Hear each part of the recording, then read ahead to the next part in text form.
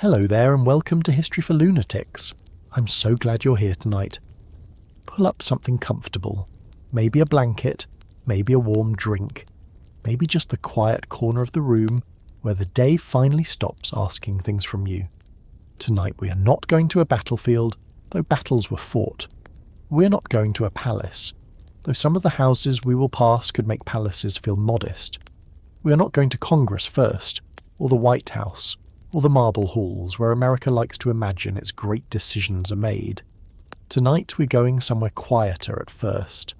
A railroad platform at dusk, a smoky steel mill outside Pittsburgh, a refinery yard in Cleveland where barrels of kerosene are stacked in the cold, a banking office in New York where men speak softly over polished desks and decide the fate of companies they will never personally enter. Because there was a time, not so long ago in the long memory of history, when America began to feel too large for ordinary people to understand, and somehow not too large for a handful of men to control. The country stretched from the Atlantic to the Pacific. Its railroads crossed mountains and deserts. Its oil lit kitchens and parlours. Its steel climbed into bridges, rails, machines, buildings and weapons.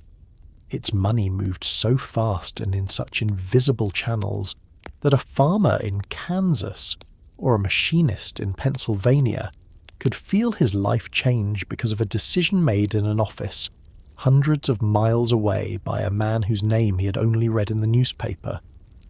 And that is what we're going to sit with tonight.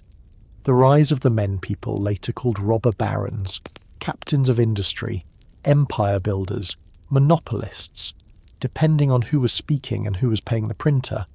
Rockefeller, Carnegie, Vanderbilt, J.P. Morgan. Names that sound less like people now and more like buildings, foundations, libraries, museums, university halls, old money carved into stone. But before they became names on institutions, they were men who saw something in America that others did not see as clearly. They saw that the new country was not only a nation, it was a system, and if you could control one essential part of that system, the rail line, the oil barrel, the steel beam, the flow of credit, you could reach into almost every home without ever knocking on the door. Before we go deeper, I want to ask you something simple. What time is it where you are? Are you listening late at night, when the street outside is quiet and the room has that stillness that only comes after midnight? Are you somewhere bright? Somewhere early, hearing this while the rest of the world is already moving? And where are you listening from tonight? A city apartment? A bedroom? A couch? A desk? Some small corner of the world where history has followed you in? I always like imagining that, because history is never only about the people whose portraits hang in museums. It is also about the people sitting quietly years later, trying to understand how the world became the way it is. And if this kind of storytelling speaks to you, if you find it soothing to slow down with the past and look closely at the ordinary details behind very large events, it would mean the world to me if you hit that subscribe button and give this video a like. You do not have to do it right away. Do it when you feel that little pull, when something in the story makes you think or smile or feel the past come closer than it was a moment ago. Now settle in. Let the room soften a little if you can. Let whatever light you have nearby do its quiet work. Because tonight we're going back to the years after the Civil War, when America was rebuilding itself, expanding itself, selling itself, and in some ways handing itself piece by piece to men who knew exactly what they wanted. Picture America in 1865. The Civil War has just ended. The country is wounded, exhausted, and changed beyond recognition. In the South, cities are burned, farms are broken, railroads are torn up, and an entire slave labour system has collapsed, leaving freedom in law but danger and poverty in daily life for millions of formerly enslaved people. In the North, factories that had supplied the war are still standing. Railroads that had moved troops and food and weapons are still moving. Banks that had handled war finance are still counting. The war is over, but the machinery built to feed it has not disappeared. It is still there, waiting for a new purpose. Now imagine standing in a town somewhere in Ohio or Pennsylvania or New York in the late 1860s. You might hear the whistle of a train before you see it.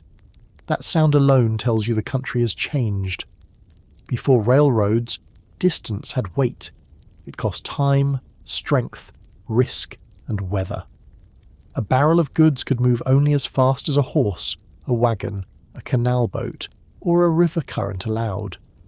A farmer might grow wheat and still lose money if the cost of moving it to market ate the value of the crop. A shopkeeper might wait weeks for supplies. A family might live their whole life within a small radius because the rest of the country was not unreachable exactly, but difficult enough to feel nearly imaginary. The railroad changed that. It made distance cheaper.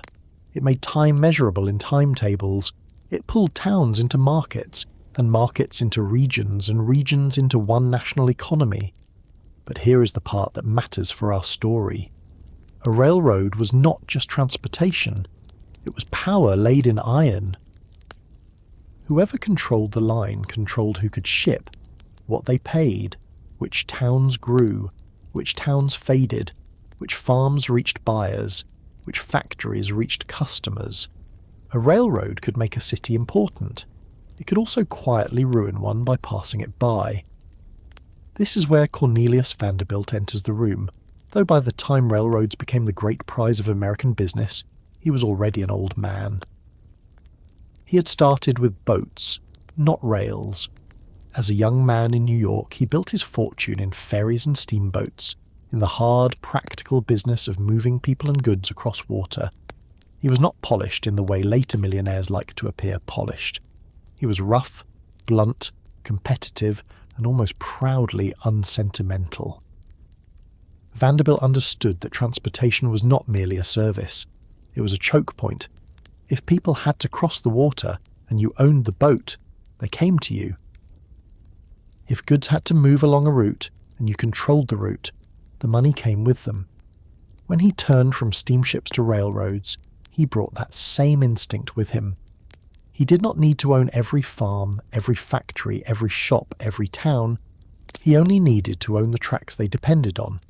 Through aggressive deals, stock purchases, consolidation, and a willingness to fight rivals until they were too tired or too damaged to continue, Vanderbilt built control over major railroad lines, especially the New York Central system.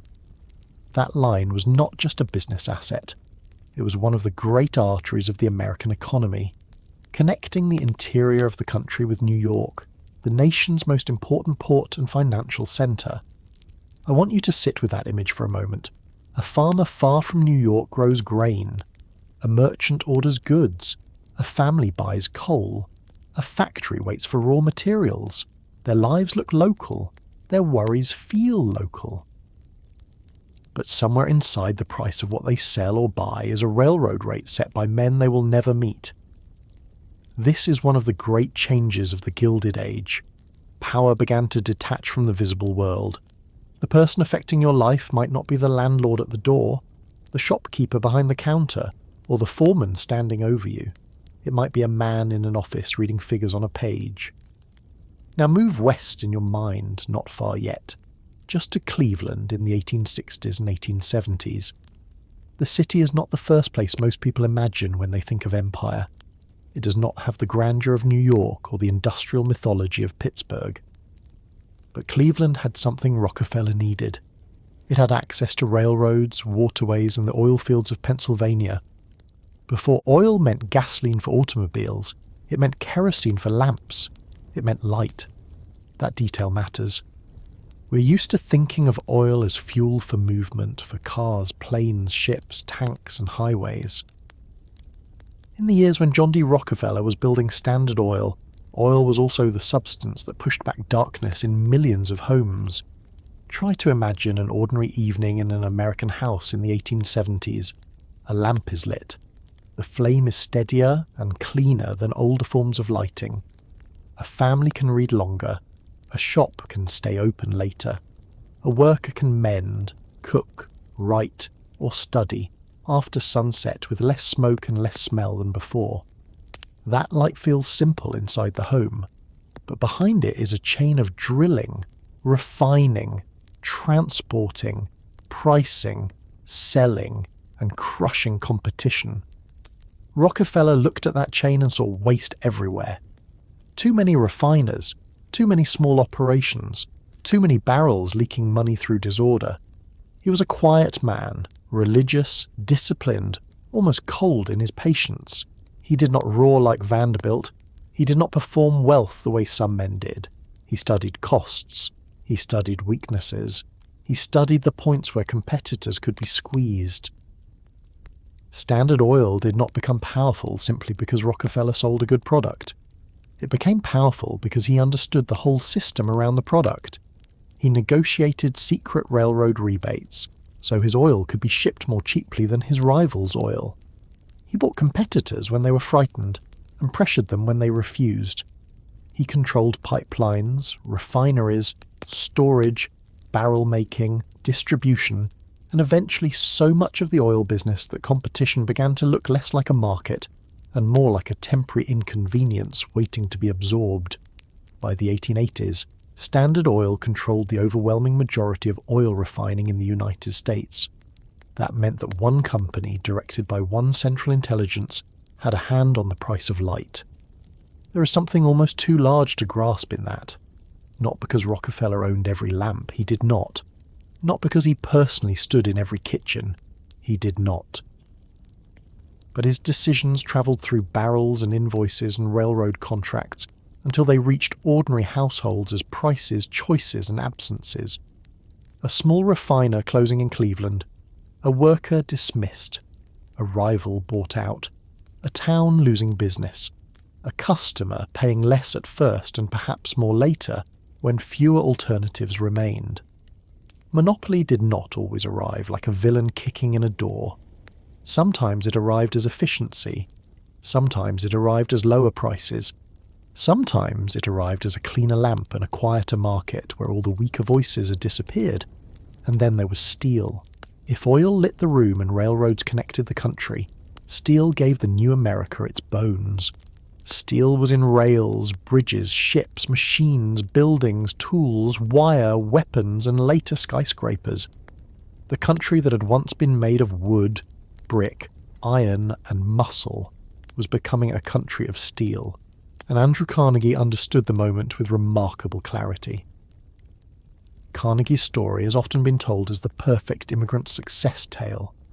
A poor Scottish boy arrives in America, works hard, learns quickly, rises through talent and discipline, and becomes one of the richest men in the world. There is truth in that story, but it's not the whole truth. It leaves out the heat, the danger, the strikes, the 12-hour days, the broken bodies, and the men who stood beneath the furnaces while Carnegie stood above the balance sheets. Carnegie had a gift for seeing where the future was becoming cheaper. He embraced new methods, especially the Bessemer process and later improvements that made steel production faster and less expensive. He invested in technology. He hired talented managers. He cut costs relentlessly. He built not just a steel company, but a system around steel. He wanted control over raw materials, transportation, production, and sales. Iron ore, coal, coke, railroads, mills, contracts. The fewer outsiders he depended on, the stronger his empire became. This was one of the great lessons of monopoly power in the age of industry. You did not simply make a thing. You controlled as much as possible of everything needed to make the thing. Now picture a steel mill at night. Not from a distance, not as a romantic glow on the horizon, but from inside the yard. The air is hot even in winter. Sparks rise like insects and vanish. Men move through smoke and noise so constant it becomes its own weather. The furnaces do not care that a man is tired. The molten metal does not slow because a worker has a family waiting. The schedule is brutal because the mill is expensive and every idle hour is a loss.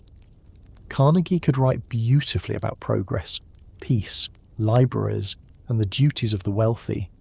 He did believe, at least in his own mind, that rich men had an obligation to use their fortunes for public good. But the fortune itself came from a world where labour was pushed hard, wages were watched closely, and resistance could become violence. That tension sits at the centre of this entire story. These men built things America genuinely used. They made transportation cheaper, oil more available, steel more abundant, finance more organised. They helped create the modern industrial nation. And at the same time, they gathered power so densely that millions of Americans began to ask whether the country still belonged to its citizens in any meaningful way. This is why the simple labels do not fully work. Calling them only villains is too easy. Calling them only heroes is worse. They were builders, destroyers, organisers, gamblers, visionaries, bullies, benefactors and predators, often in the same lifetime, sometimes in the same decision. J.P. Morgan's world was quieter than the mills and railroads, but in some ways more powerful because it dealt in the thing everyone else needed: money. Morgan did not invent banking, and he did not invent corporate finance, but he became the man people turned to when large systems shook. He was not a factory owner in the same way Carnegie was. He was not a refiner like Rockefeller, or a transportation fighter like Vanderbilt. Morgan's empire was built from capital, trust, fear, reputation, and the ability to gather men in a room and make them agree that he was the adult present. He reorganized railroads. He arranged mergers. He stabilized markets when panic threatened, though always in ways that preserved the power of men like himself. In 1901, he helped create US Steel by combining Carnegie Steel with other companies, forming the first billion-dollar corporation in the world. Think about that phrase for a moment. A billion-dollar corporation at a time when many workers earned $1 or $2 for a long day's labour. The numbers become unreal if you say them too quickly, so slow them down. A single corporation worth more than the annual economic output of some nations. A company so large that it seemed less like a business and more like a private government, with furnaces instead of courthouses and payrolls instead of ballots. Morgan understood that the age of chaotic competition could be replaced by the age of controlled combination. Too many railroads competing themselves into ruin. Reorganize them. Too many companies cutting prices and frightening investors. Merge them. Too much uncertainty. Bring it under the supervision of finance. To the men who admired Morgan, this was responsibility. He brought order. He prevented waste. He stopped panics from becoming collapses. To the men who feared him, this was private power wearing the mask of public service. Who had elected him? Who had given him the right to decide which companies survived and which disappeared, which industries consolidated and which men sat at the table? These questions did not remain quiet forever, but in the early years of the great monopolies they often had no practical answer. The answer was simply that Morgan had the money, the connections, the nerve, and the confidence of other powerful men. In the Gilded Age, that could be enough. Now, I want to bring this away from the famous names for a moment, because history becomes misleading when it stays too long in the offices of the wealthy. Imagine a small business owner watching a trust move into his market. At first, perhaps prices fall. Customers are pleased. The large company can afford losses for a while. It has better shipping rates, deeper credit, stronger lawyers, and friends in places the small man cannot reach. He cuts his own prices. He works longer. He borrows. He tells his wife it will pass. Then a representative arrives with an offer to buy him out. The offer may be fair, or it may only look fair compared with the ruin waiting if he refuses. He can sell, or he can fight a machine built to survive longer than he can. This happened again and again in different forms across the American economy. The language of business made it sound clean. Consolidation, efficiency, combination, rationalization. But inside those words were human endings. Shops closed, names removed from signs, skills folded into payrolls, independence traded for wages. Imagine also the worker. He does not care about monopoly in theory at first. He cares about the envelope on payday, the hours on the clock, the danger of the job, the rent due, the price of food, the doctor he cannot afford if his child gets sick. But monopoly reaches him too. When a few large companies dominate an industry, a worker may find that leaving one employer does not mean escaping the system. The next mill may pay the same. The next railroad may treat men the same. The next mine may be controlled by the same financial interests or by men who know and imitate them. A free labour market sounds grand in speeches. It feels different when every door opens into the same room. And imagine the farmer standing beside grain sacks or cotton bales or livestock, trying to understand why the world price, the railroad rate, the elevator fee, the loan terms and the equipment cost all seem to be decided somewhere else. Farmers were not sentimental about business. They understood debt, risk, weather, and hard bargaining. But many came to believe that the new economy had trapped them between large powers, railroads charging high rates, banks controlling credit, grain dealers setting terms, manufacturers setting prices for tools and machines. The anger that rose from the countryside during these years was not confusion. It was the anger of people who could feel the pressure of systems they could not see clearly enough to fight. This is what made the monopoly age so unsettling. America had always had inequality. It had always had rich men and poor men, owners and workers, creditors and debtors. But the scale changed after the Civil War. The old wealthy merchant or landowner could be resented, but he was still imaginable. You could picture his house. You might know his family. The new industrial fortunes were different. They seemed to spread across states, across industries, across the daily necessities of life. A man could become rich, not merely by selling something, but by controlling the conditions under which everyone else had to sell, buy, ship, borrow, build, and work.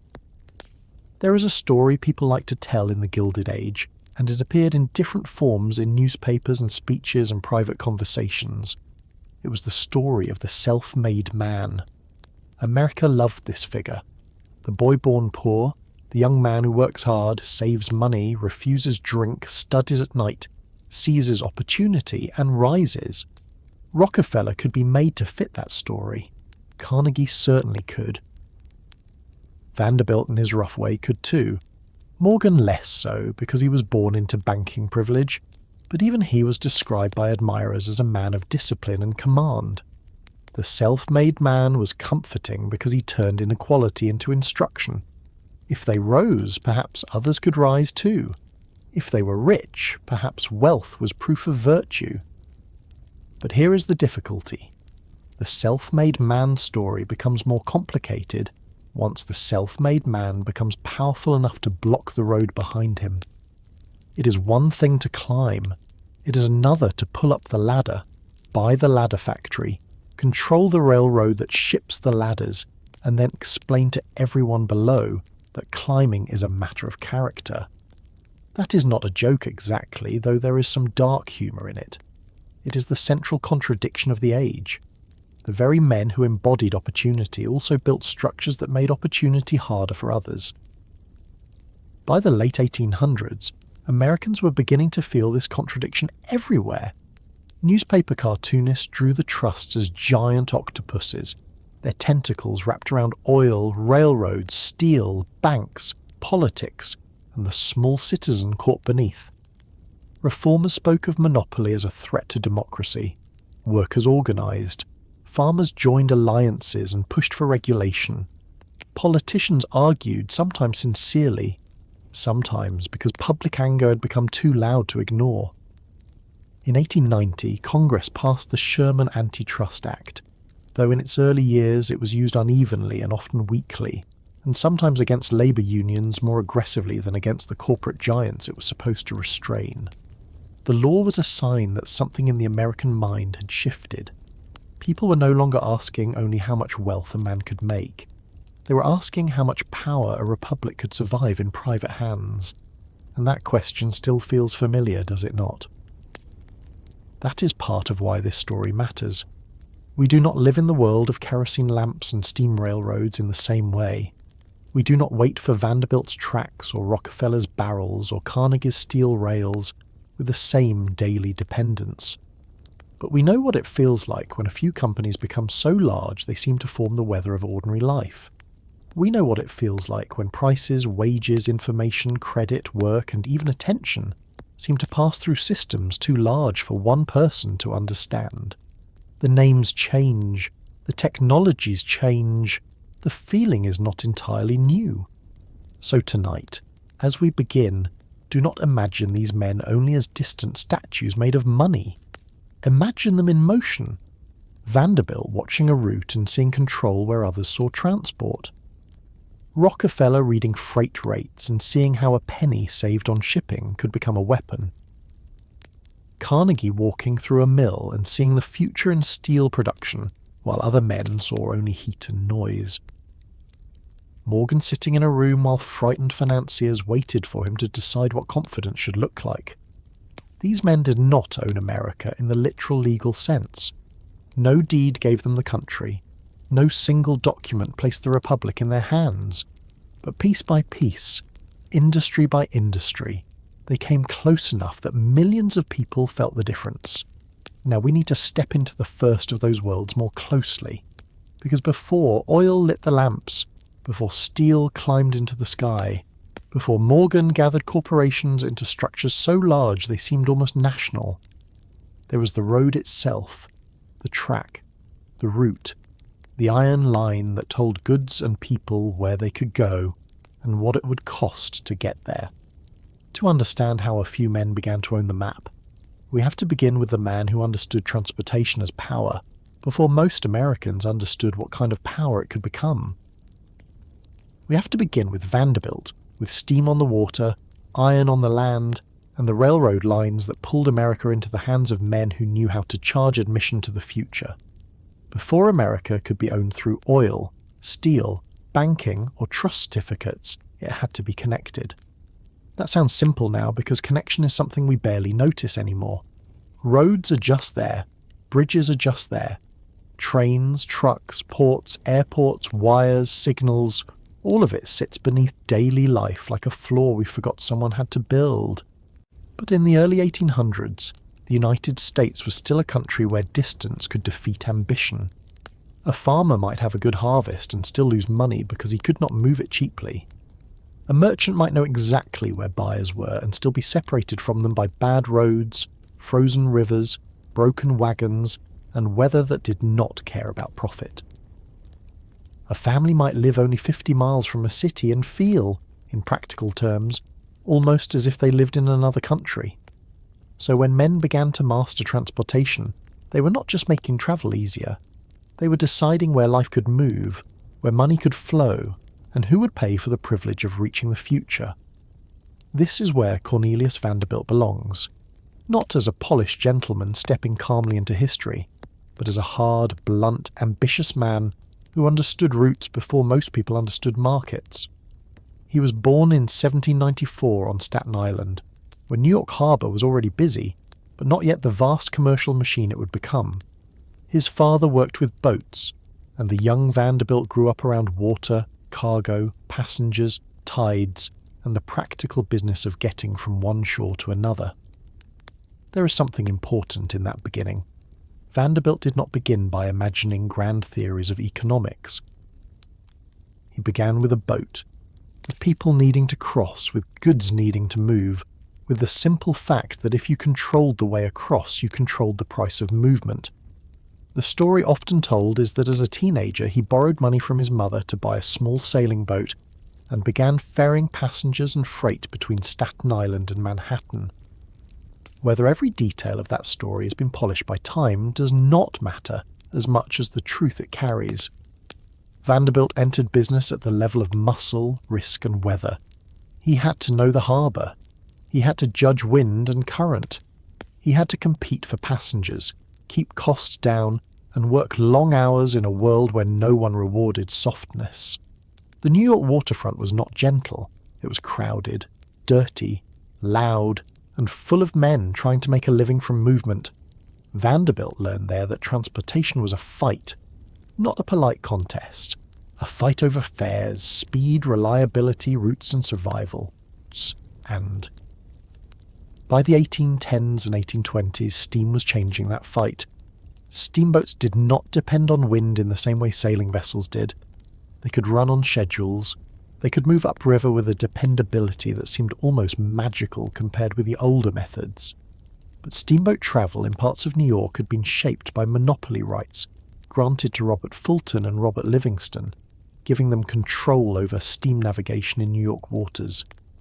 This is one of those early details that matters more than it seems. Before Vanderbilt became a symbol of monopoly power, he fought against a monopoly.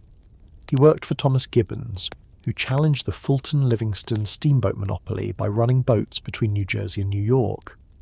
The conflict eventually became part of the famous Supreme Court case Gibbons versus Ogden in 1824, which struck down New York's monopoly and strengthened federal authority over interstate commerce. Think about that for a moment. The man who would later use consolidation and control so fiercely began his rise by helping break a protected transportation monopoly. History is full of this kind of irony. It rarely gives us clean characters. Vanderbilt learned from that battle that law, competition, route control and political authority were all tied together. He also learned that if a monopoly could be broken, the man ready to move fastest afterward could profit enormously. When the legal barriers fell, competition opened, and Vanderbilt proved very good at competition. He cut fares. He ran efficient boats. He punished rivals with lower prices until they either lost money or paid him to stop. That last part became one of his habits. Vanderbilt sometimes made money not only by operating a route, but by making his competition so painful that other companies paid him to leave a route alone. Now, by modern standards, that sounds strange, almost comic. Imagine a man entering a market so aggressively that the existing companies decide the cheapest solution is not to beat him, but to pay him to go away. But this was part of Vanderbilt's genius. He understood that the threat of competition could be as valuable as competition itself. If he could run a service cheaper, faster and more ruthlessly than others, then his presence changed the calculations of everyone around him. He did not need to own every boat on day one. He needed others to believe that if he chose to fight, the fight would be expensive. That reputation followed him. People began calling him the Commodore, a nickname that captured both his maritime beginnings and his commanding manner. It was not a title given by the government. It was a business nickname, and like many such nicknames, it did some of the work of public image. The Commodore was not soft. The Commodore did not bargain from weakness. The Commodore did not enter a contest to lose gracefully. He entered to win, and if possible to make sure the other side remembered the cost of challenging him. During the 1840s and 1850s, Vanderbilt expanded beyond local ferry and steamboat service into longer routes, including ocean steamships. The California Gold Rush opened one of the great transportation opportunities of the age. When gold was discovered in California in 1848, thousands of Americans wanted to get west, but the Transcontinental Railroad did not yet exist. A person going from the East Coast to California faced brutal choices. Travel overland across the continent was long, dangerous, and physically punishing. Sailing all the way around Cape Horn at the southern tip of South America could take months. Another route involved travelling by ship to Central America, crossing the narrow land passage, and then taking another ship up the Pacific coast to California. Vanderbilt saw the opportunity in Nicaragua, where passengers could move by river and lake across part of Central America, before continuing toward California. His accessory transit company offered a route that could be faster than the alternatives. This was Vanderbilt again seeing the map not as geography, but as money waiting to be organised. The traveller saw hardship, distance, heat, mud, disease, and uncertainty. Vanderbilt saw a corridor. He saw that if he could control part of the journey, he could collect from the hope and desperation of thousands of people rushing west. Gold fever made men reckless, and reckless men paid for speed. transportation fortunes are often built on urgency. When people must move, when goods must arrive, when a market is waiting, the owner of the route holds a quiet form of command. But the Nicaragua venture also showed something else about the world Vanderbilt operated in. Business was not separated from politics, violence, personal betrayal, and international instability. His company became entangled in conflicts involving William Walker, the American adventurer who briefly seized power in Nicaragua, and Vanderbilt found himself fighting not only commercial rivals but political disorder. The details are tangled, but the lesson is clear enough. Transportation empires did not grow in clean rooms. They grew across unstable borders, weak laws, rival charters, bribed officials, armed conflict, and the constant possibility that yesterday's profitable route could become tomorrow's disaster. By the time Vanderbilt moved seriously into railroads, he was already rich, experienced, and old enough that many men would have settled into comfort. But Vanderbilt had a useful restlessness. He understood that steamboats had made him powerful in one age, and railroads would make men powerful in the next. Steam on water had changed the country, but steam on rails would change it more deeply. A boat still needed a river, a harbour, a coastline, a navigable waterway. A railroad could be driven across land. It could cut through valleys, climb grades, cross bridges, and make new towns appear where there had been only fields. It did not merely serve geography, it rewrote it. Try to imagine the railroad from the point of view of an ordinary person in the 1850s or 1860s. The train arrives with smoke and noise, and suddenly the town is not as far from the world as it was before. Newspapers come faster, letters move faster, goods arrive that people had not seen locally, crops can be shipped farther. Perishable food has a better chance of reaching a market. A young person can leave, a salesman can arrive, a factory can choose that town because the line is there. The railroad is not just transportation, it is permission. Permission for growth, for speculation, for debt, for departure, for change. But permission has a price. The railroad company sets rates, it decides schedules, it chooses routes, it decides whether a small shipper pays one price while a large shipper, because of volume or private agreement, pays another. It decides whether a town receives favourable treatment or is left with slow service and high costs. The railroad could be welcomed as a miracle and feared as a master at the same time. That double feeling runs through the entire history of American railroads. People needed them. People resented them. People invested in them. People cursed them. And men like Vanderbilt understood that dependency was the foundation of power. Vanderbilt began buying railroad stock and taking control of lines around New York. One of his early major targets was the New York and Harlem Railroad, a line running north from Manhattan. At first glance, it did not look like the grandest prize in the country, but Vanderbilt saw value in position. Manhattan mattered. Access to Manhattan mattered. Connections mattered.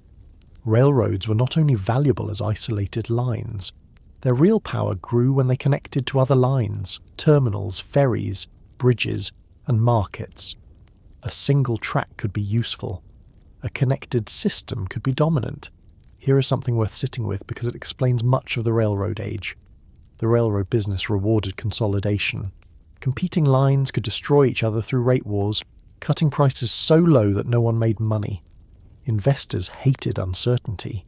Shippers wanted reliability, but also tried to play one line against another. Railroad managers complained about ruinous competition, but the cure they often sought was not fair competition. It was agreement, control, pooling, consolidation, and eventually monopoly-like power. They wanted to stop fighting long enough to make money. The public, meanwhile, wanted low rates and dependable service, but did not want to be trapped by a single company that could charge whatever it liked. These interests never fit neatly together. Vanderbilt's methods were direct. He bought stock. He fought boards. He used his reputation and capital to gain control. He could be patient, but he was also capable of sudden punishing action. In the 1860s, He gained control of the Hudson River Railroad and then the New York Central, combining them into a stronger route between New York City and the Great Lakes region. This was not just a business achievement, it was a reshaping of economic movement. The New York Central system became one of the essential rail arteries of the United States. Goods from the interior could move toward New York. Passengers could move with greater speed and regularity. The line helped strengthen New York's place as the commercial capital of the nation. Now imagine a barrel of flour, a crate of manufactured goods, a load of livestock, a shipment of coal. These things do not move themselves. Every mile adds cost. Every transfer adds risk. Every delay matters. Vanderbilt's railroad system promised order and speed, but it also placed countless transactions inside the reach of his company. This is what made railroads so different from many older businesses. A shopkeeper sold to whoever entered the shop. A craftsman made goods one at a time. A railroad sat beneath everyone else's business. It was infrastructure owned for profit. That meant private control over public necessity. The public necessity part is important. A railroad was often built with help from the public. Federal land grants, state charters, municipal bonds, tax advantages, and political favours helped railroad companies expand. Communities sometimes went into debt to attract lines because they feared being bypassed. A town without rail access could stagnate while another town a few miles away grew rich. So people helped to create the railroads, directly or indirectly, and then found themselves paying the companies that controlled them. This produced bitterness. It still would. People do not easily accept being charged by a power they believe they helped build. Vanderbilt was not the only railroad magnate, and he was not the most corrupt in every sense. Some of the railroad men of the era were surrounded by scandals so open and colourful that Vanderbilt could appear almost straightforward by comparison. The Erie War, involving Vanderbilt's fight for control of the Erie Railway against Daniel Drew, Jay Gould and Jim Fisk, was one of the most notorious corporate battles of the age. It involved stock manipulation, legal manoeuvres, political influence, and a level of financial trickery that made Wall Street look less like a respectable market and more like a gambling house with lawyers. Vanderbilt, for all his toughness, was outmanoeuvred in that fight by men willing to issue watered stock and use the law as a weapon with remarkable creativity. The Erie War matters because it shows the railroad age as it really was. Not clean capitalism, not simple hard work, not a schoolbook story about progress on iron rails. It was a world where laws struggled to keep up with new forms of corporate power. Stock could be manipulated. Legislatures could be influenced. Judges could be shopped for favourable rulings. Newspapers could be used to shape public opinion. The line between business strategy and fraud could become thin enough to disappear in the smoke. Ordinary Americans read about these battles and saw men fighting over railroads like kings fighting over provinces, and in a way that is what they were doing. There is a detail about Vanderbilt that I think captures him better than any statue could. He was often not trying to look respectable in the way later wealthy men tried to look respectable. He did not need to sound refined. He did not need to pretend that business was gentle. He came from the rougher world of boats and docks, and he carried that bluntness into railroads. He could be generous to his family in some ways and harsh in others. He gave large sums late in life, including the gift that helped establish Vanderbilt University in Tennessee. But philanthropy was not the centre of his identity in the way it became central to Carnegie's public image.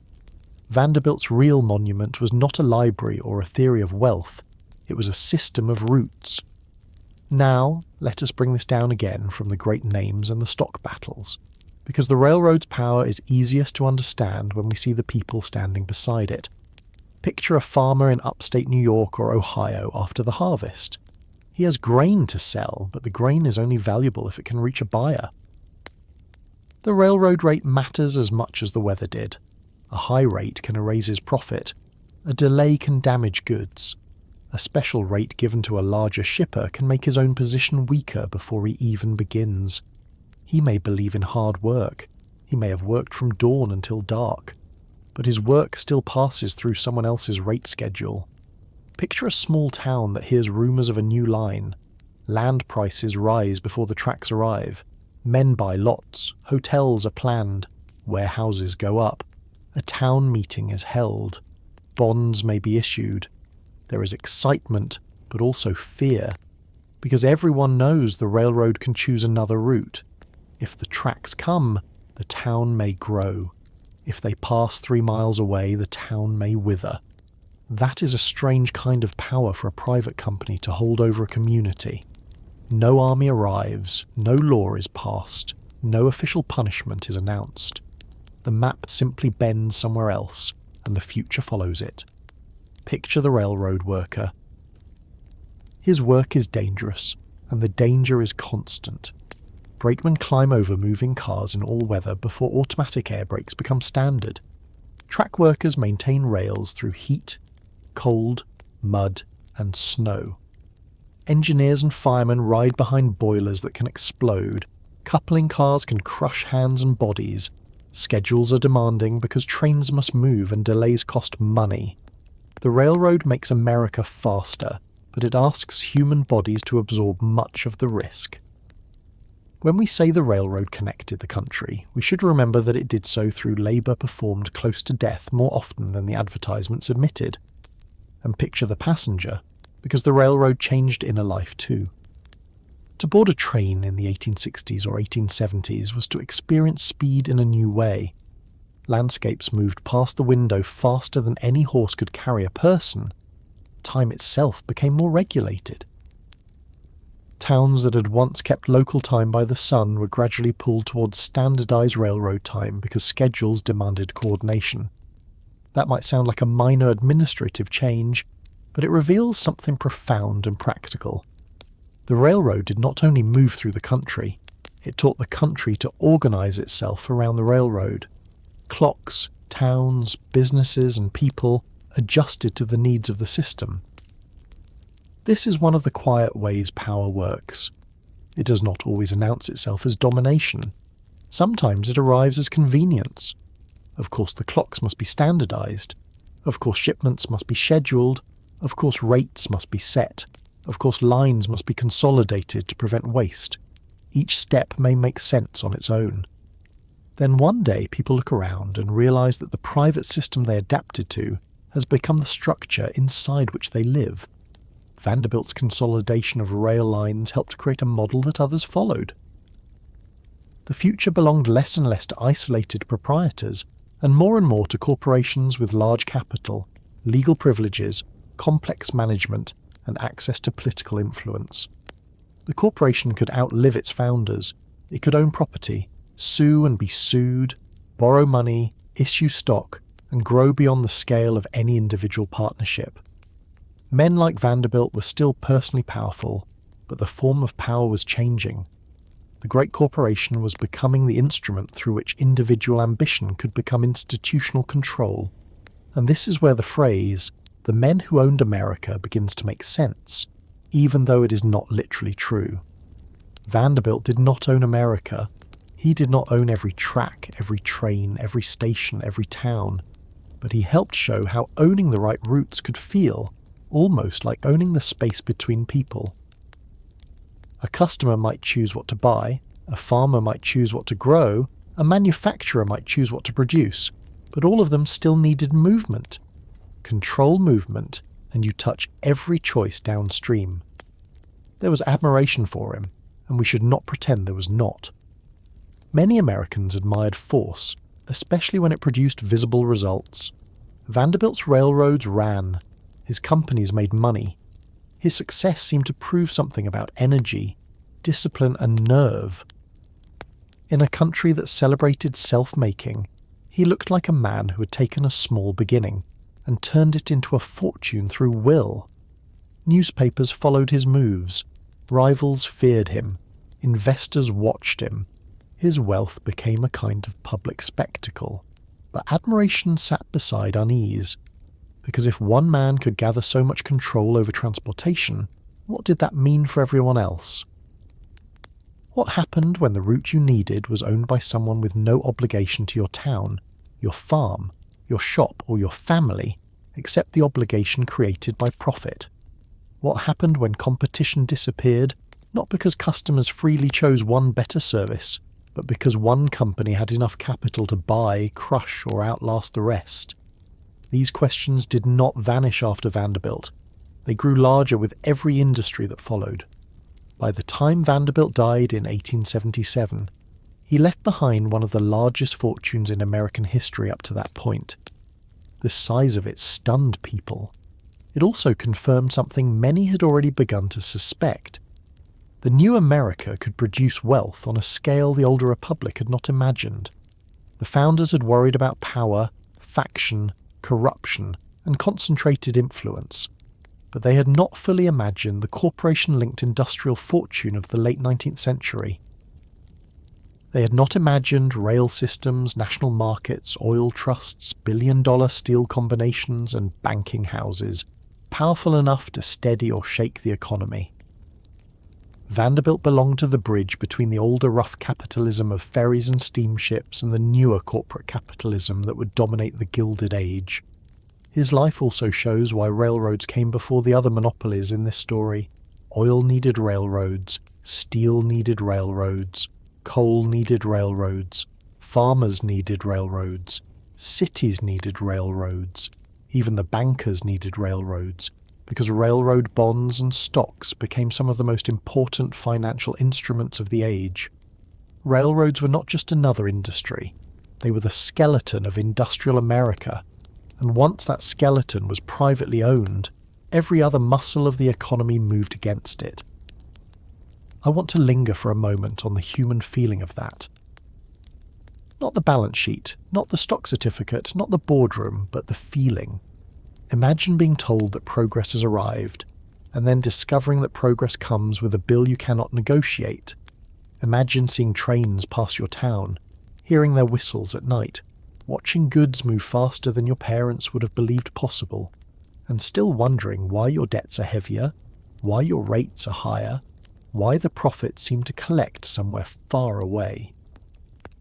This was the emotional whirl that helped produce farmer movements, labour agitation, railroad regulation, and eventually the broader revolt against monopoly power.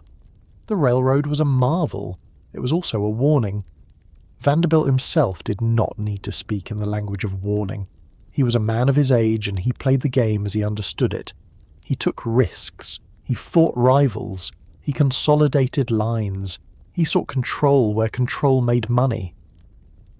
If the public wanted gentleness, that was not what the market rewarded. If lawmakers wanted restraint, they often arrived late, divided, or already influenced by the interests they were supposed to govern. Men like Vanderbilt did not create weak regulation by themselves. They flourished in the space where law, money, ambition, and national need had not yet been forced into a stable arrangement. There is a temptation to look back and say that everyone should have seen the danger immediately. But history is rarely that neat.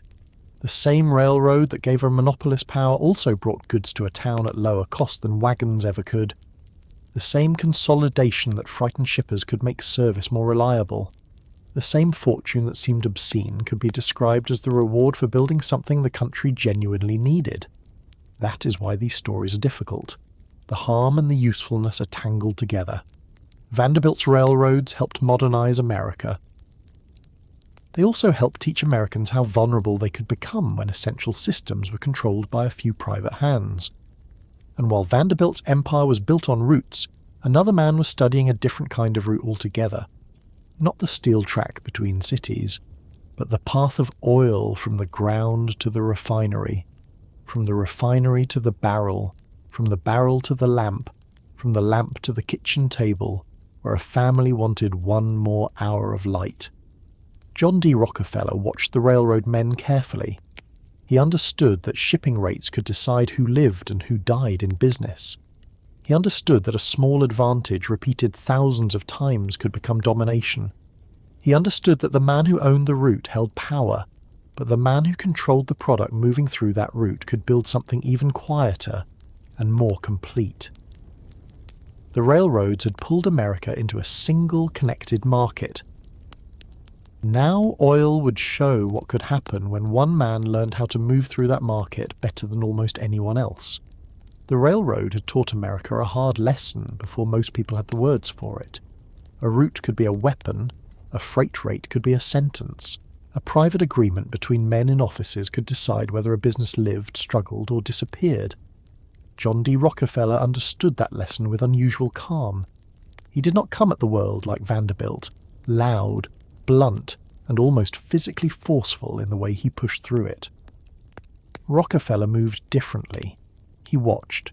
He counted. He waited for waste to reveal itself. Then he built a machine around it so patiently that by the time many of his competitors understood what was happening, the door behind them had already closed.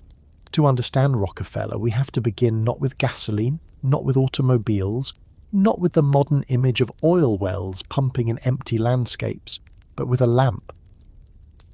A simple lamp on a table in an ordinary American home sometime in the 1860s or 1870s. The room is dim. The family has finished supper. Maybe a mother is mending a shirt. Maybe a child is trying to read. Maybe a father is checking accounts from the farm or the shop. The flame in the lamp is steadier than a tallow candle, brighter than firelight alone, less smoky than many older fuels, and cheap enough that more families can afford to push the darkness back for another hour. That light feels personal. It feels domestic. It feels almost harmless. But inside that little flame is one of the great industrial stories of the 19th century. Before kerosene became common, lighting a home after dark was expensive, smoky, smelly, or dangerous. Whale oil had once been prized, but it was costly, and the whaling industry could not supply the needs of a growing country forever. Candles were useful but limited. Camphene and other burning fluids could be dangerously explosive. Then petroleum, refined into kerosene, began to change ordinary evenings. Oil from the ground, brought up in Pennsylvania and elsewhere, could be refined into a lamp fuel that millions of people wanted. This was not a luxury in the way fine furniture was a luxury. This was the ability to see. It reached into houses, shops, factories, boarding rooms, churches, stores and streets. It touched bedtime, work, reading, sewing, safety and comfort. If you could control kerosene, you could control the cost of light. That is the first thing I want you to really sit with. Rockefeller's empire did not begin by powering the automobile age. It began by entering the evening. It entered the hour when people lit lamps and tried to keep life going after sunset. Every cent saved or added to a gallon of kerosene mattered, because households noticed the price of light. A poor family did not burn lamps carelessly. A storekeeper cared how long he could keep the shop open. A child who wanted to study after chores needed oil in the lamp. The history of Standard Oil is often told through contracts, trusts, freight rates, and courtroom decisions, and all of that matters. But the other end of that story is a flame on a kitchen table. John Davison Rockefeller was born in 1839 in upstate New York and grew up in a household that taught him caution in unusual ways. His father, William Rockefeller, was a travelling salesman, a man of charm, schemes, absences, and unreliable promises. His mother, Eliza, was disciplined, religious, careful, and frugal. Rockefeller seems to have absorbed much more from her than from him, though perhaps his father taught him something too, if only by negative example. He learned to save. He learned to keep accounts. He learned to distrust disorder. As a young man in Cleveland, he worked as a bookkeeper, and that detail matters more than it sounds. Rockefeller's first serious training was in numbers. Not in machinery, not in drilling, not in chemistry, but in ledgers. He learned how money moved through a business, where it leaked, where it hid, where small differences became large ones when repeated often enough. There is something almost unnerving about Rockefeller's patience. Many men in the early oil business rushed toward the wells. They saw oil discoveries and smelled quick money. The Pennsylvania oil boom after Edwin Drake's successful well in 1859 created scenes that looked almost like a fever. Men crowded into oil regions, leased land, drilled wells, built tanks, gambled on strikes, lost money, made money, and watched prices rise and collapse with alarming speed. The oil fields could make a man rich quickly, but they could also ruin him just as quickly. Rockefeller looked at that chaos and chose refining. He did not need to be the man who found the oil. He wanted to be the man who processed it, standardized it, shipped it, priced it, and sold it. That choice tells you a great deal about him. Drilling was uncertain. Refining could be organized. Wells rose and fell. A refinery, if managed well, could take crude oil from many producers and turn it into a product the market needed. Cleveland was a good place for this. It had rail connections. It had access to water routes. It was close enough to the Pennsylvania oil fields to matter and connected enough to reach major markets. Rockefeller entered refining in the 1860s, and from the beginning he looked for control over costs. He cared about barrel costs, waste products, shipping arrangements, interest rates, storage, insurance, and the quality of the final kerosene. He cared about everything that other men treated as secondary. Now, that may not sound dramatic. It is not a gunfight. It is not a public speech.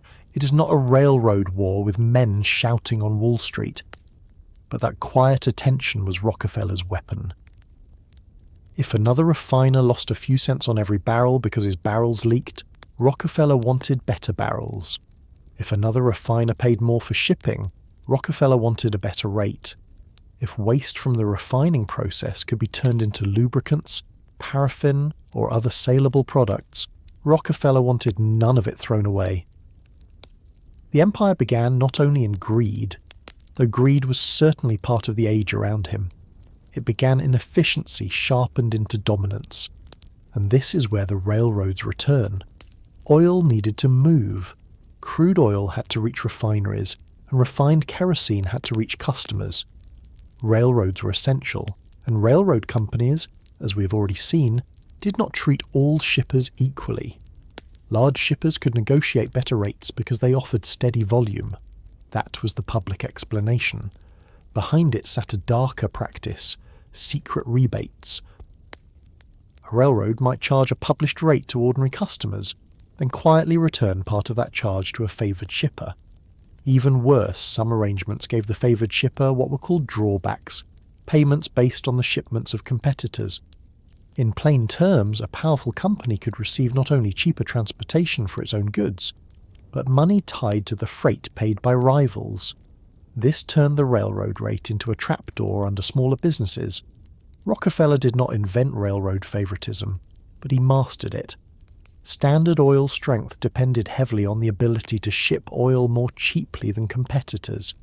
If you and I both refine kerosene, and my shipping costs are lower than yours, I can cut prices and still survive while you bleed. I can endure a price war longer. I can offer customers better terms. I can convince you that the wisest thing to do is sell to me before you lose everything.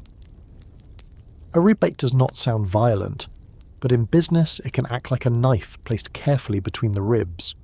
One of the most infamous episodes came in 1872 with the South Improvement Company, a scheme involving major railroads and a group of refiners connected to Rockefeller and others.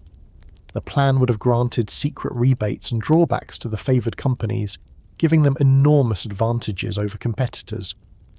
When news of it spread, oil producers and independent refiners erupted in anger. They saw clearly what it meant. It meant that a small inner circle could use the transportation system to dominate the oil trade. The backlash was intense enough that the arrangement collapsed publicly, but the damage was already done in another sense. Rockefeller had seen how powerful railroad agreements could be, and his competitors had seen how far he was willing to go. That same year became known in Cleveland oil history as the Cleveland Massacre. The phrase sounds melodramatic until you understand what it describes. Rockefeller and his associates bought out a large number of competing refineries in a remarkably short period. To the men selling, the choice often did not feel free in the ordinary sense.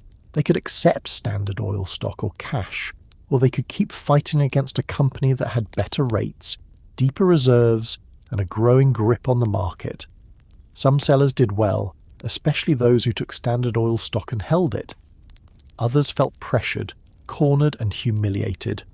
One by one, names disappeared. Independent firms became part of the standard system. The map of Cleveland refining changed not through one dramatic explosion, but through a series of office visits, offers, warnings, calculations, and signatures. I want to bring this down to the level of a single refiner for a moment. Imagine you own a modest refinery. It is not huge, but it is yours. You know your workers. You know your customers. You know the smell of the place in the morning, the sharpness of crude oil, the smoke, the barrels, the constant risk of fire. You have survived price swings and bad debts. Then Standard Oil approaches. The men who come are polite enough. They have figures. They know your costs. They know your shipping rates. They know perhaps better than you do how long you can survive if prices fall again. They offer to buy. Maybe they tell you that competition is wasteful, that combination is the future, that you will be better off joining them. Maybe they do not need to say much at all. The situation says it for them.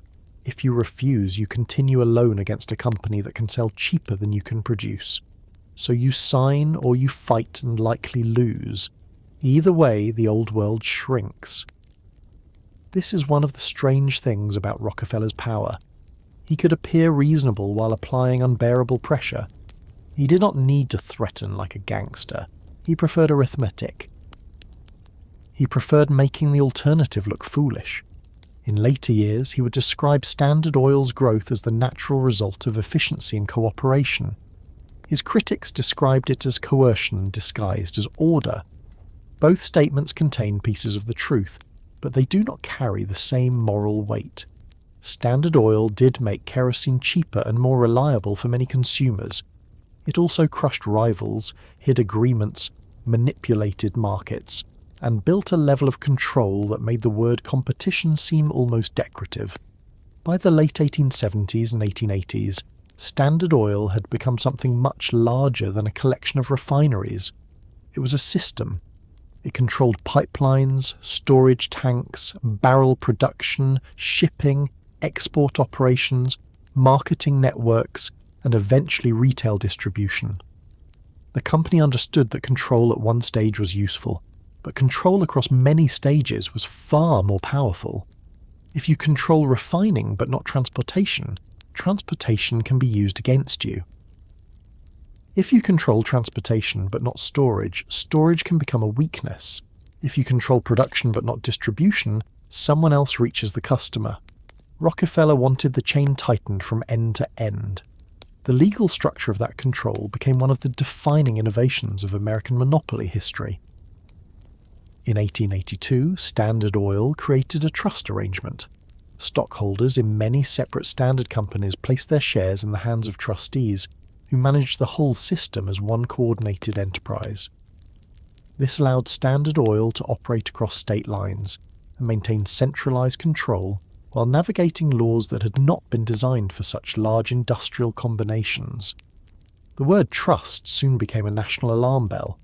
People spoke of the oil trust, the sugar trust, the beef trust, the steel trust, as if trust itself had changed from a word meaning confidence into a word meaning domination. There is a small irony in that. Rockefeller valued trust in the personal sense. He was a Baptist, a church-going man, serious about morality as he understood it, careful in his habits, opposed to waste, devoted to order. He gave money to religious causes and education. He did not present himself as a reckless plunderer. He believed, or at least persuaded himself, that he was bringing rationality to a chaotic industry. And maybe that is what makes him more unsettling than a simple villain. He did not have to think of himself as cruel to do things that ruined other men. He did not have to enjoy suffering to build a system that caused it. He only had to believe that order mattered more than the independence of those who stood in the way. Now let us return to the lamp, because the lamp is where the public argument became complicated. If Standard Oil had simply raised prices and cheated customers, the story would be easier. But for many years the price of kerosene fell, and the quality improved. Standard Oil made the product safer, more consistent, and more widely available. Ordinary families benefited from cheaper light. This is one reason monopoly power can be hard to fight in its early and middle stages. The harm is not always visible at the cash register right away. Sometimes the customer is pleased. Sometimes the small competitor is the one who feels the first pain, while the public enjoys the lower price made possible by scale, efficiency, or predatory pricing. By the time the public understands what has been lost, the alternatives may already be gone. Imagine an ordinary family buying kerosene in the 1880s. They may not care who refined it. They care that it burns well, that it does not smoke too much, that it does not explode, that the price is manageable. If Standard Oil gives them that, why should they complain? This is the question Rockefeller's defenders could ask, and it was not a foolish question. But now imagine the independent refiner gone, the local supplier gone, the railroad rates privately arranged, the pipelines controlled, the market watched from above by a company so large that no ordinary competitor can enter. The customer's lamp still burns, but the market around that flame has changed. Choice has narrowed, power has concentrated. The price of the lamp is not only the coin paid for kerosene, it is the surrender of a little more independence to a system that promises efficiency in exchange for control. The workers inside this system lived another side of the story. Refineries were dangerous places. Oil could burn, vapours could ignite, barrels leaked. Fires were frequent in the early industry. Men laboured in heat, fumes and risk. Standard Oil was not the worst employer of the industrial age, and it sometimes paid steady wages compared with more chaotic firms. But steady work did not erase danger, or the larger imbalance between the company and the person who needed the wage. A worker could be proud of his skill and still know that he was a small part of a machine owned elsewhere. A refinery town could prosper, and still understand that prosperity depended on decisions made by men who could redirect investment, close facilities, or change terms. The oil producers in Pennsylvania felt their own anger. Many drillers and producers believed Standard Oil used its power over transportation and pipelines to force crude prices down while preserving its own margins. Producers saw themselves as the men taking the real risks in the ground, while Standard controlled the channels through which their oil had to pass. The conflict between producers and refiners was not simply good against evil. Producers could be speculative, wasteful, and chaotic, but their resentment came from something real. They had oil, but Rockefeller increasingly controlled the path to market. In an industrial economy, owning the product is not enough. If someone else owns the road, it must travel. There is a pattern here that will appear again and again in the monopoly age. First comes chaos. Too many small firms, unstable prices, waste, duplication, failures, speculation. Then comes the organizer, the man who says he can bring order. He cuts costs, combines operations, standardizes production, and lowers prices. People applaud because the system does become more efficient. Then the organizer becomes powerful enough that the order he created begins to look like control. The same discipline that reduced waste now eliminates rivals. The same scale that lowered prices now blocks entry. The same central intelligence that made the industry function smoothly now decides too much for too many people. The public begins by enjoying the benefits and ends by fearing the master. Rockefeller's personal style made this even more interesting. He was not flamboyant. He did not dress like a prince of industry in the way some rich men love to do. He could seem almost modest. He spoke softly. He taught Sunday school. He kept his emotions controlled. He loved numbers and quiet routines. There is a famous coldness to the way people imagined him, but coldness may not fully describe it. He had the serenity of a man who believed the world rewarded discipline and that his success proved the rightness of his methods. That kind of serenity can be terrifying when attached to enormous power. A furious man may make mistakes. A vain man may overperform. A patient man with ledgers and no urgent need to be loved can build something that lasts, and it did last, despite growing public anger. journalists, reformers, and politicians increasingly examined Standard Oil's methods. Ida Tarbell, whose father had been affected by the oil wars in Pennsylvania, later became one of the most important investigators of Rockefeller's empire. Her work in the early 1900s helped ordinary readers understand the hidden practices behind Standard Oil's rise. The rebates, the pressure, the secrecy, the ruthless absorption of competitors.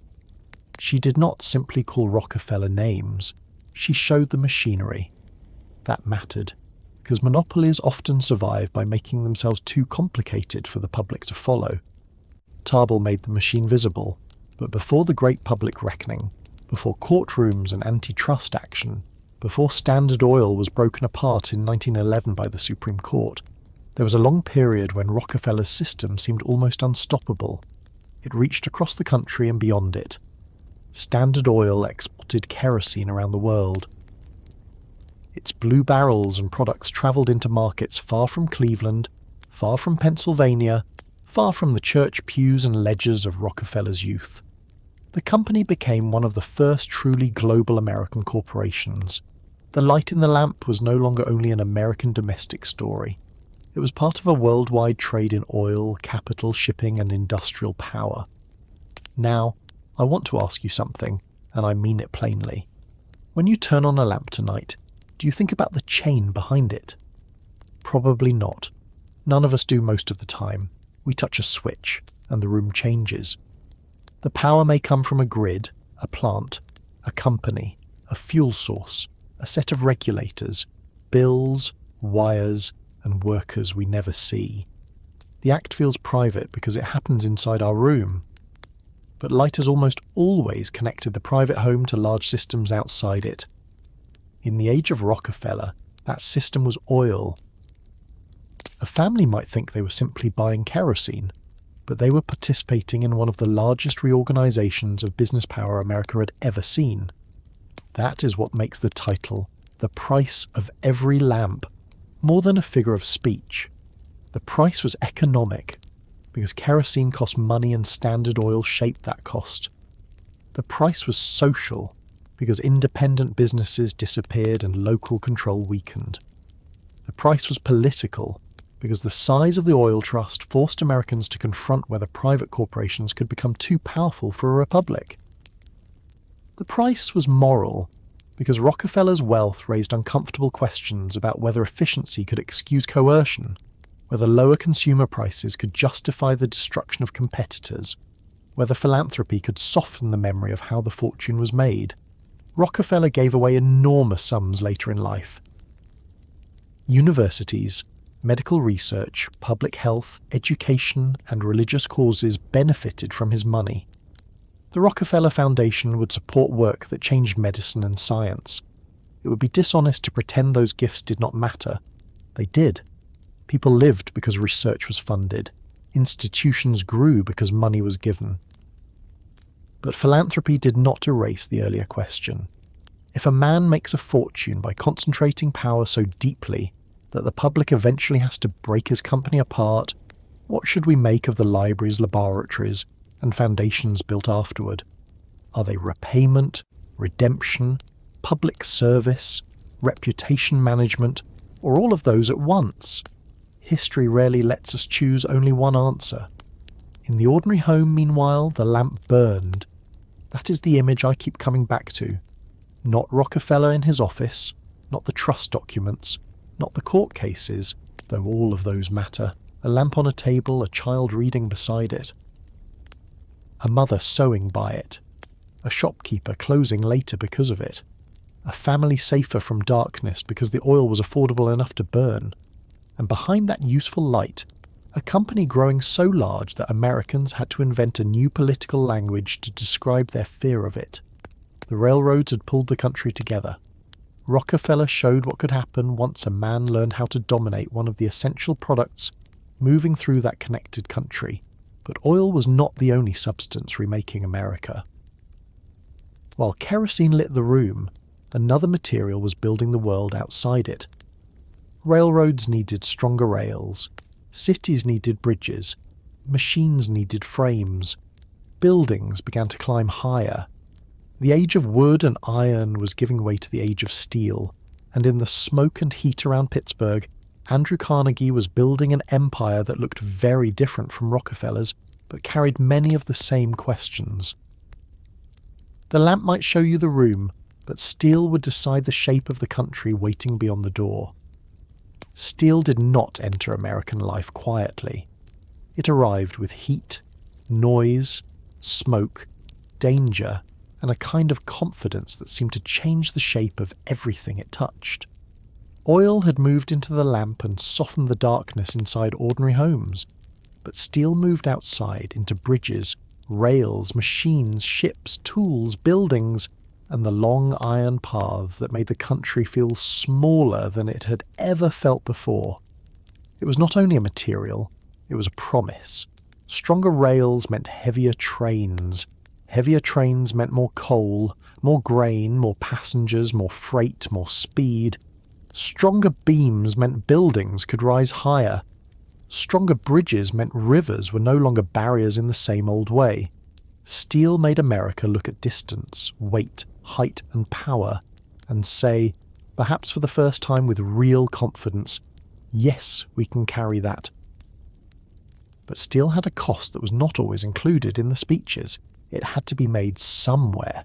It had to be made by men standing close to furnaces that turned the inside of a mill into a place almost separate from ordinary weather.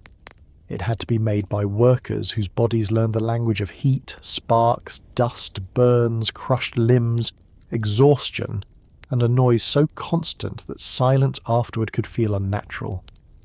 And above those men, not always physically above them, but financially and socially above them, stood Andrew Carnegie, the small Scottish immigrant boy who became the great American steel king, and whose life remains one of the most difficult stories to hold honestly, because so much of it is true at once. Carnegie really was born poor. He really did rise. He really did work hard. He really did believe in books, learning, self-improvement, and the duty of the wealthy to give their money away before death. He really did fund libraries, schools, universities, museums, and institutions that helped countless people. And he also built his fortune through a system that demanded brutal labour from men whose names were not carved into library walls. That is where the story becomes uncomfortable, and it should be uncomfortable. If history's too clean, it usually means someone has swept the floor before we arrived. Andrew Carnegie was born in 1835 in Dunfermline, Scotland, into a family of weavers. His father, William Carnegie, worked in the handloom weaving trade, and like many skilled workers of that period, he saw his world changed by industrial machinery. The old craft economy was being squeezed by factories, machines, and cheaper production. The family's poverty was not a dramatic tale invented later to make success sound sweeter. It was real enough that in 1848, when Andrew was still a boy, the Carnegies left Scotland and crossed the Atlantic to America, settling in Allegheny, just across the river from Pittsburgh. They did not arrive as future royalty. They arrived as immigrants looking for survival. Picture him there for a moment, not as the old millionaire with a white beard and a public philosophy, but as a boy in a new country, working in a cotton factory as a bobbin boy for very little pay. The job was monotonous and tiring. He changed spools of thread, moved through the machinery, and learned early that industry did not care how young you were if your hands could do the work. Later, he became a telegraph messenger, and that job changed him. It put him in contact with offices, businessmen, railroads, newspapers, and the fast-moving language of commercial America. He learned names. He learned addresses. He learned urgency. He taught himself to recognize important people and important messages. He also learned the telegraph itself, and in a world where speed of information could become money, that skill mattered. This is something I want you to notice about Carnegie. He was not just hard-working. Many people were hard-working and remained poor. Carnegie was alert. He watched the systems around him. He understood that the telegraph was not just a machine, and the railroad was not just transportation, and steel would not be just metal. He saw ladders before other people saw walls. That alertness brought him into the Pennsylvania Railroad, one of the great training grounds of industrial America. Under Thomas A. Scott, a powerful railroad executive, Carnegie learned management, investment, logistics, and the way large organizations worked. He learned that the men who made fortunes were not always the men who performed the physical labor. They were often the men who understood where the labor, capital, contracts, technology, and timing came together. The Pennsylvania Railroad taught him another lesson too. Railroads consumed iron and later steel in enormous quantities. Rails wore out, bridges needed stronger materials, trains became heavier. The entire railroad age created a hunger for metal. If a man could supply that hunger, and supply it more cheaply and reliably than others, he would not simply have a business. He would have a place inside the country's bloodstream. Carnegie moved through investments in railroads, sleeping cars, bridges, oil, and iron before becoming fully committed to steel. This was not an accident. He did not stumble into steel because it was romantic. He entered because he saw demand, technology, and cost lining up.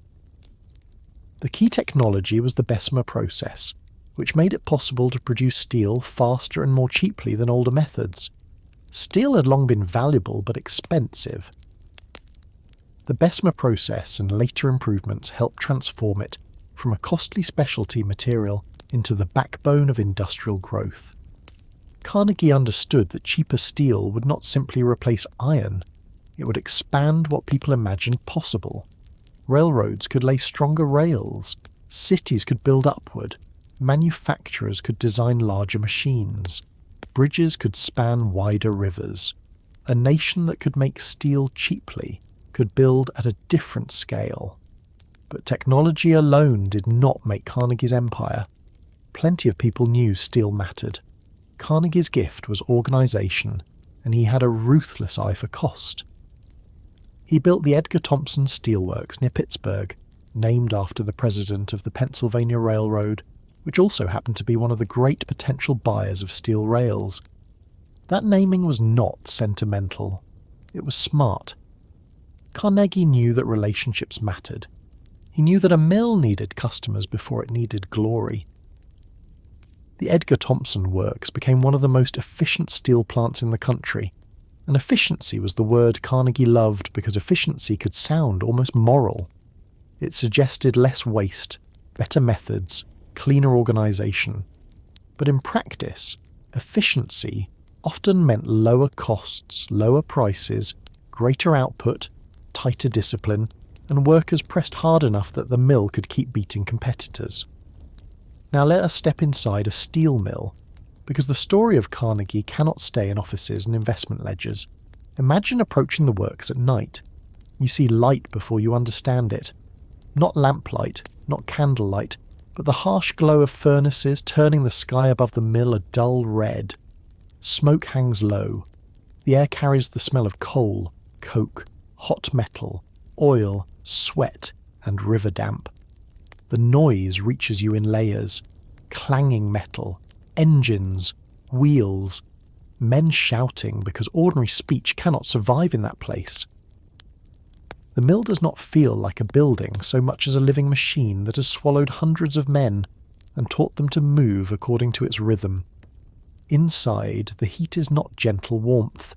It is a force.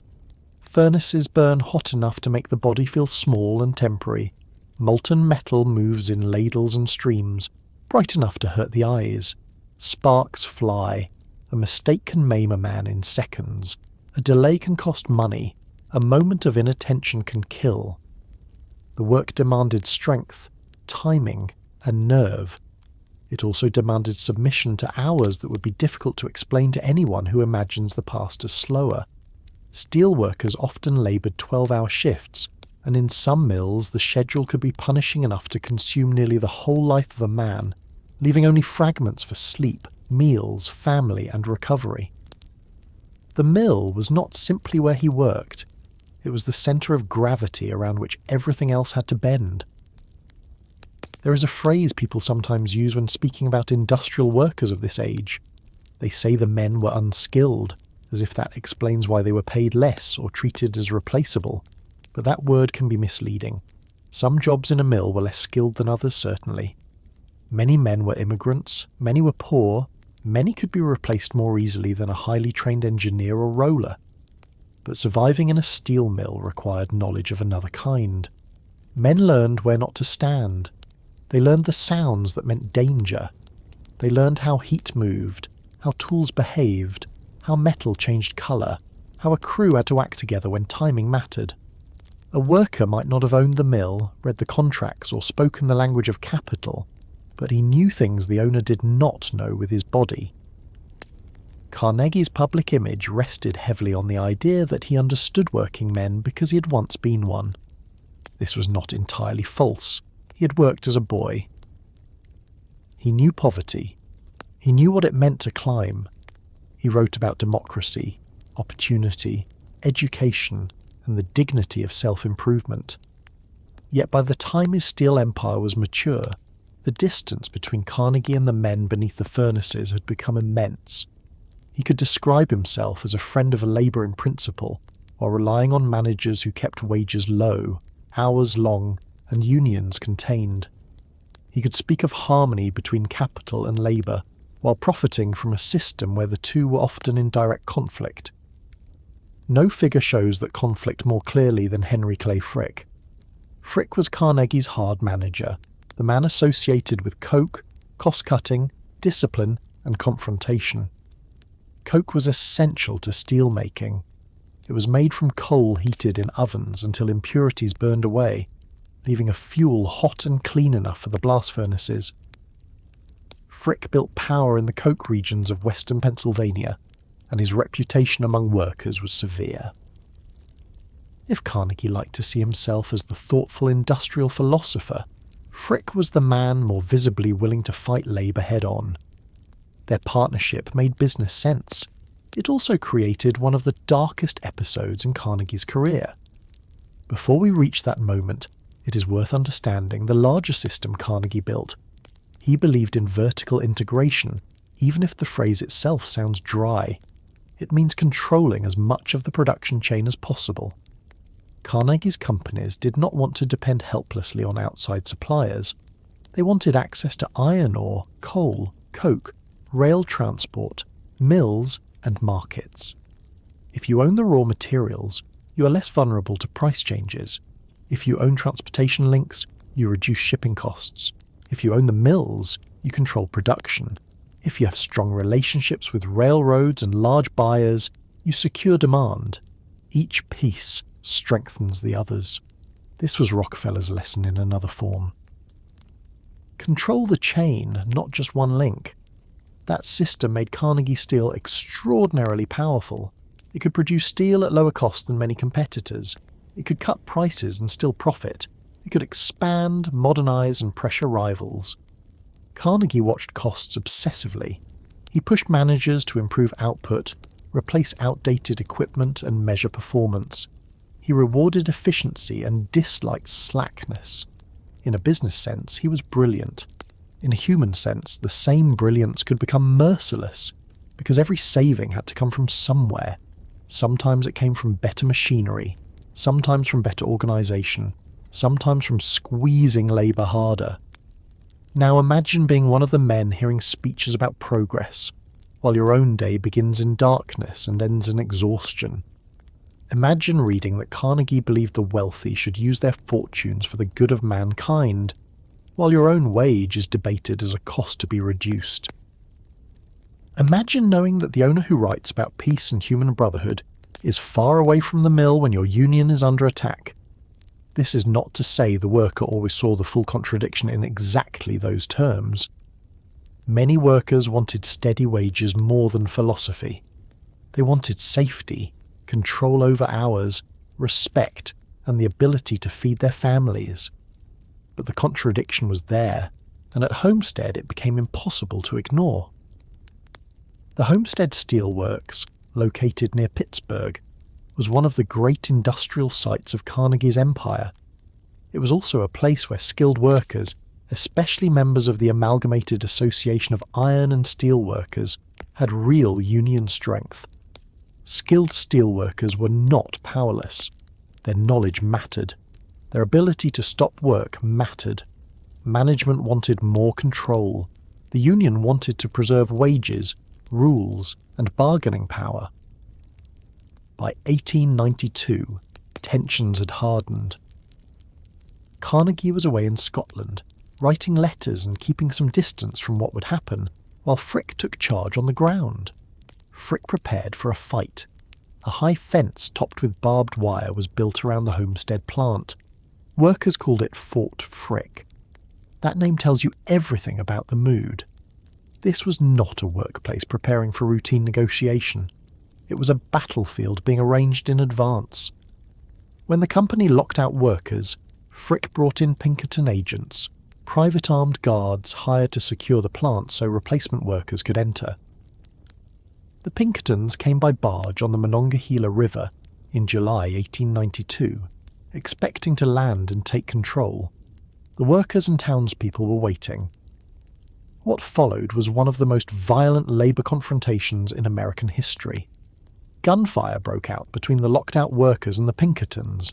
Men were killed. Others were wounded. The riverbank became a scene of smoke, shouting, fear and rage. The Pinkertons eventually surrendered, and when they were marched through the town, many were beaten by furious residents. For a brief moment it seemed as if the workers had held the line. But the power of the state soon arrived. The Pennsylvania militia was sent in, 1,000 strong, and with military protection the company regained control of the works. The union at Homestead was broken. I want to pause here because it is easy to let the word strike become too small. A strike is not only a labour action, it is families waiting, it is credit at the grocer, it is children sensing fear in the house, it is men who have worked a dangerous job being told they are replaceable, it is management calculating how long hunger will take, it is newspapers choosing sides, it is politicians deciding whose disorder matters more, the disorder of armed guards and locked gates, or the disorder of workers refusing to surrender their position. Homestead was not simply a disagreement over wages. It was a struggle over who controlled the industrial workplace in the new America. Carnegie's absence during the worst of it damaged his reputation, though not enough to undo his fortune. He had written before about respecting workers and avoiding conflict, but when the moment came, his company destroyed one of the strongest unions in the steel industry. Carnegie later tried to distance himself from Frick's harshness, and their relationship eventually deteriorated badly. But distance is not innocence. Carnegie owned the system. He benefited from the victory. The mills continued. The profits continued. The men returned under altered conditions, or they did not return at all. There is something deeply revealing about Homestead because it shows the difference between public language and industrial power. Carnegie could speak as if labour and capital belonged to the same family. But in practice, when organised workers threatened managerial control, the company behaved like a sovereign power defending territory. It built walls, it hired armed men, it accepted state military support, it broke the union. The mill was private property, yes, but it was also the economic heart of a community. When a private company controls the work that feeds a town, its decisions become public facts, even if the law calls them private choices. And yet, at the same time, Carnegie's steel helped build the country. This is the part we cannot leave out just because it complicates the moral picture. His mills produced steel that made railroads stronger and bridges larger. They supplied the expanding infrastructure of a nation moving into the 20th century. Cheaper steel mattered. It made construction possible at scales that would have been more expensive or impossible before. It helped create jobs, cities, industries, and technologies. A man could hate the power of Carnegie steel and still walk across bridges made possible by the Steel Age. America's dependence on these industrial empires made opposition complicated. People wanted the product. They feared the power behind it. Carnegie himself understood the moral danger of wealth, at least in theory. In 1889, he published an essay known as The Gospel of Wealth, arguing that the rich man should live without excessive display and use his surplus wealth for the benefit of the community. He believed it was better for the wealthy to administer their fortunes during life than simply leave money to heirs or scatter it in careless charity. He funded libraries because he believed access to books had helped him rise and could help others rise too. A Carnegie library in a town was not a small thing. It could give working people, immigrants, children and self-educated adults access to knowledge they might not otherwise have had. For many communities, those libraries mattered deeply. So what do we do with that? What do we do with a man whose money built doors into learning when the money itself came from mills where other men had so little control over their own time? It is tempting to choose one Carnegie and discard the other. The generous Carnegie or the ruthless Carnegie, the poor immigrant boy or the union breaker, the library builder or the steel king. But history rarely allows that kind of comfort. He was all of them. His goodness did not erase the suffering beneath his empire. The suffering did not make the libraries meaningless. The whole point is that industrial capitalism produced men who could enlarge public life with one hand while narrowing the lives of workers with the other. The men beneath the furnaces did not usually leave long memoirs. Their names appear in payrolls, accident reports, union records, newspaper accounts, and sometimes in the memory of families. They came from many places: native-born Americans, Irish immigrants, Welsh workers, Germans, slaves, Hungarians, Poles, and others drawn into the mills by the demand for labour. Pittsburgh and its surrounding towns became a dense industrial world of smoke, boarding houses, churches, saloons, company pressures, ethnic neighbourhoods, and labour politics. The mill shaped time. It shaped sleep. It shaped marriage, childhood, illness, and the age at which a man's body began to fail. Think of the wife of a steel worker waiting at home. The shift is long. The work is dangerous. If there is an accident, news may come by word of mouth. Wages may be decent compared with some forms of labour, especially for skilled men, but the money is never free of fear. The household depends on the mill. The mill depends on demand, management, machines, and markets. A strike can bring hunger, an injury can bring ruin, a downturn can bring layoffs. The steel empire is not an abstraction to her. It is the reason there is food on the table and the reason she listens closely when footsteps approach with bad news. Children in steel towns learned the mill before they understood economics. They saw the glow in the sky. They heard whistles. They knew when fathers, brothers, uncles and boarders were on shift. They breathed the smoke. They understood that the great works were both provider and threat. That is one of the hardest things about company-dominated industrial life. The same institution that harms you may also be the one keeping you alive. It is difficult to rebel against the source of your bread, even when the bread tastes of smoke. By the late 1890s, Carnegie Steel was one of the most formidable industrial enterprises in the world. Carnegie had proved that steel could be made cheaply, efficiently, and at enormous scale. He had also proved that a company organised around cost control and vertical integration could dominate an essential industry. But he was growing older, and the next stage of American monopoly would not be built only by men who made things. It would be built by men who combined things, men who looked at competing companies and saw not rivalry, but waste. Men who believed that industries could be stabilised by mergers, reorganised through finance, and placed under the control of boards, bankers and securities markets. That brings us toward the moment when Carnegie, the maker, met Morgan, the organiser of capital. In 1901, J.P. Morgan arranged the purchase of Carnegie Steel and combined it with other companies to create United States Steel, the first corporation in the world capitalised at more than $1 billion. Carnegie walked away with a fortune so large that even in an age of astonishing fortunes it stunned the public. Morgan got the steel combination he wanted. America got a corporation whose size made clear that the age of individual mills and regional businesses had given way to something much larger. But before we sit in Morgan's office, before we watch bankers gather industries into structures that seemed almost too large for democracy to supervise, stay for one more moment beside the furnace. The steel is pouring. The men are moving through heat and smoke. Somewhere far away, numbers are being written that will become profit, investment, philanthropy, and power. But here, close to the floor, the work is immediate. A man wipes sweat from his face with a blackened sleeve. Another watches the metal because he knows a mistake can kill. The empire above them has a name, Carnegie, but the steel itself passes first through their hands, their lungs, their backs, their long hours, and the country being built from it carries their labour forward even when their names are left behind. From that heat, the story moves into a cooler room, quieter, richer, and in some ways more frightening, because the next man did not need to stand near the furnace to control what the furnace made. The room where J.P. Morgan worked did not need the heat of a furnace to feel dangerous.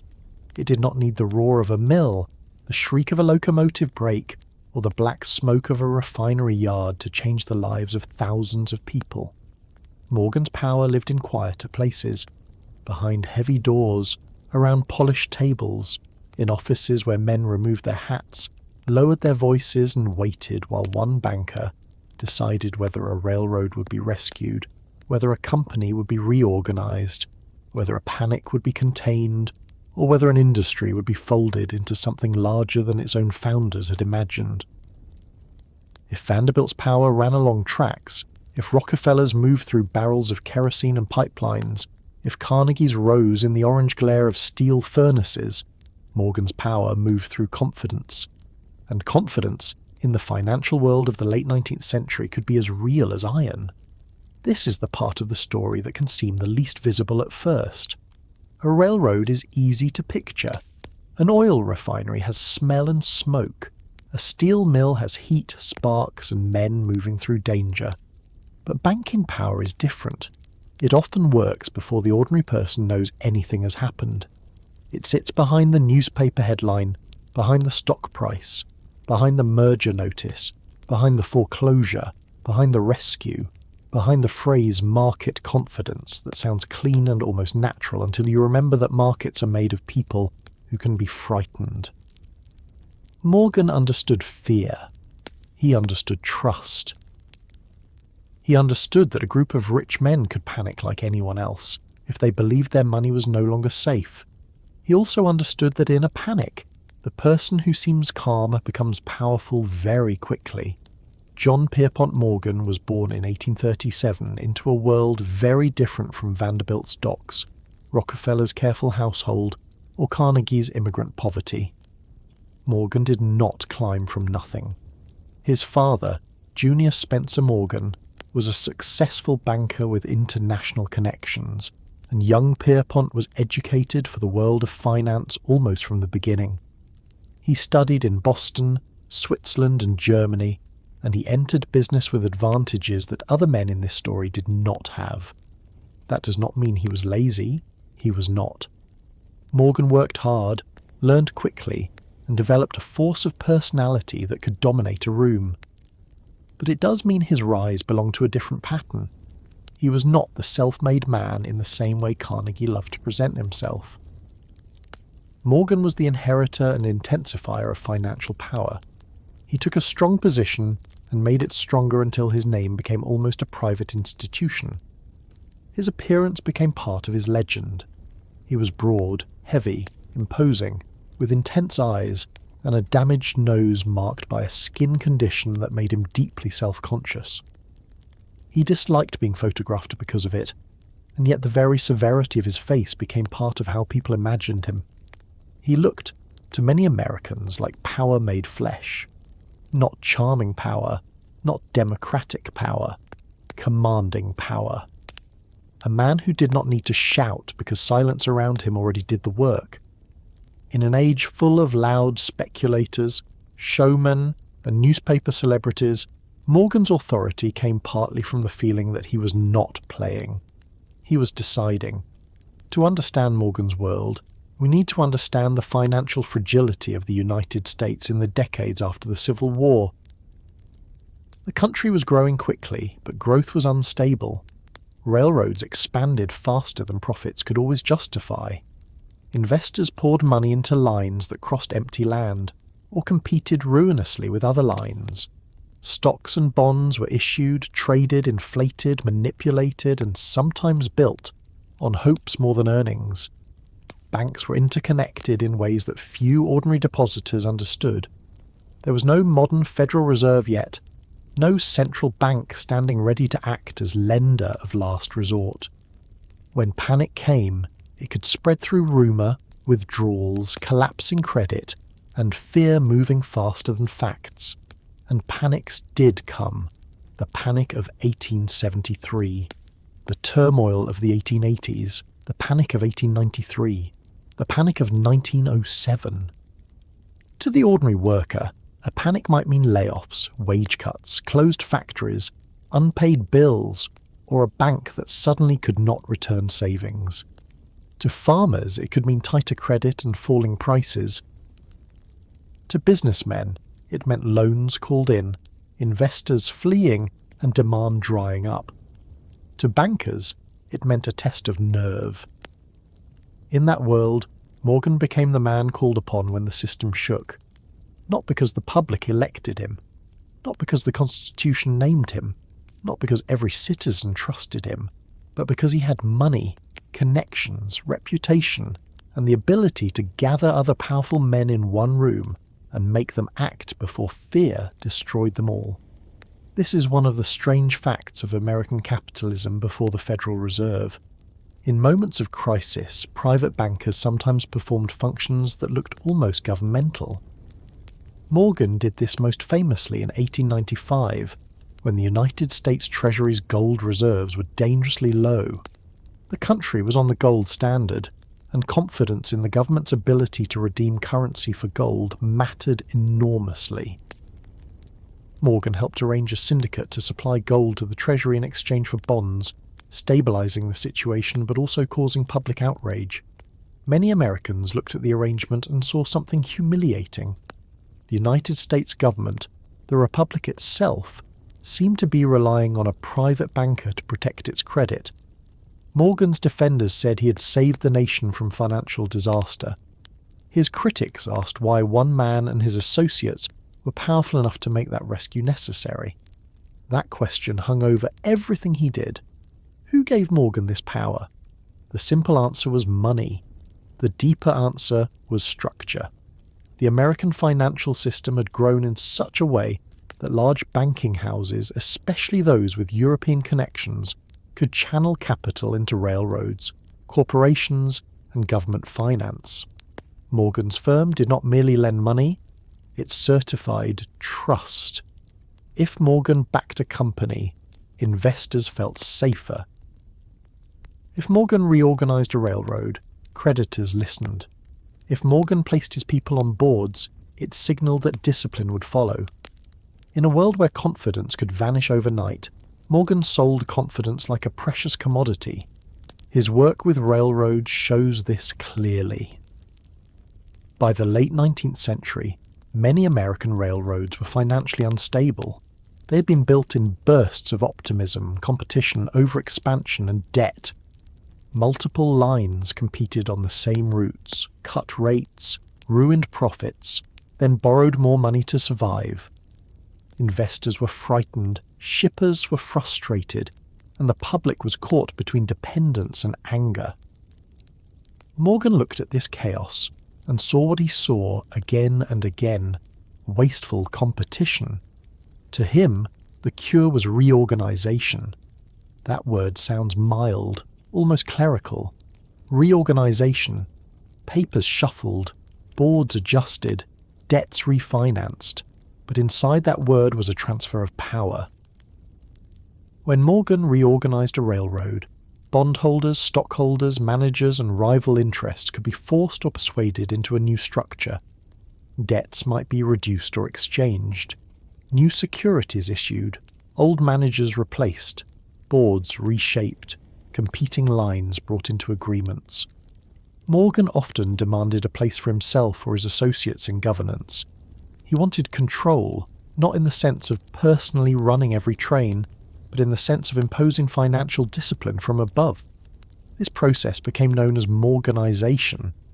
It meant that a struggling company would be stabilized by bankers, but also that the bankers would acquire a commanding voice over its future. Imagine being a railroad worker in a company that has just been Morganized. You may not know the details, you may not understand the securities, the debt exchanges, the boardroom agreements, but you may feel the result. A new management comes in, costs are examined, wages are watched, shops may be closed. Routes changed, men dismissed. The company may become more financially stable, and that stability may save some jobs in the long run. But the worker has no voice in the room where the new order is designed. He lives at the end of decisions translated into schedules, pay envelopes, and layoffs. This is the quiet violence of finance. It does not always break a window. Sometimes it changes a line in a ledger, and a family feels it weeks later as an empty chair at the supper table, because the father has gone looking for work somewhere else. Morgan did not think of himself as violent. He thought of himself as a restorer of order, and we should understand that sincerely, because his self-image matters. Morgan hated what he considered destructive competition. He believed industries should be rational, stable, and guided by responsible men of capital. He did not admire chaos.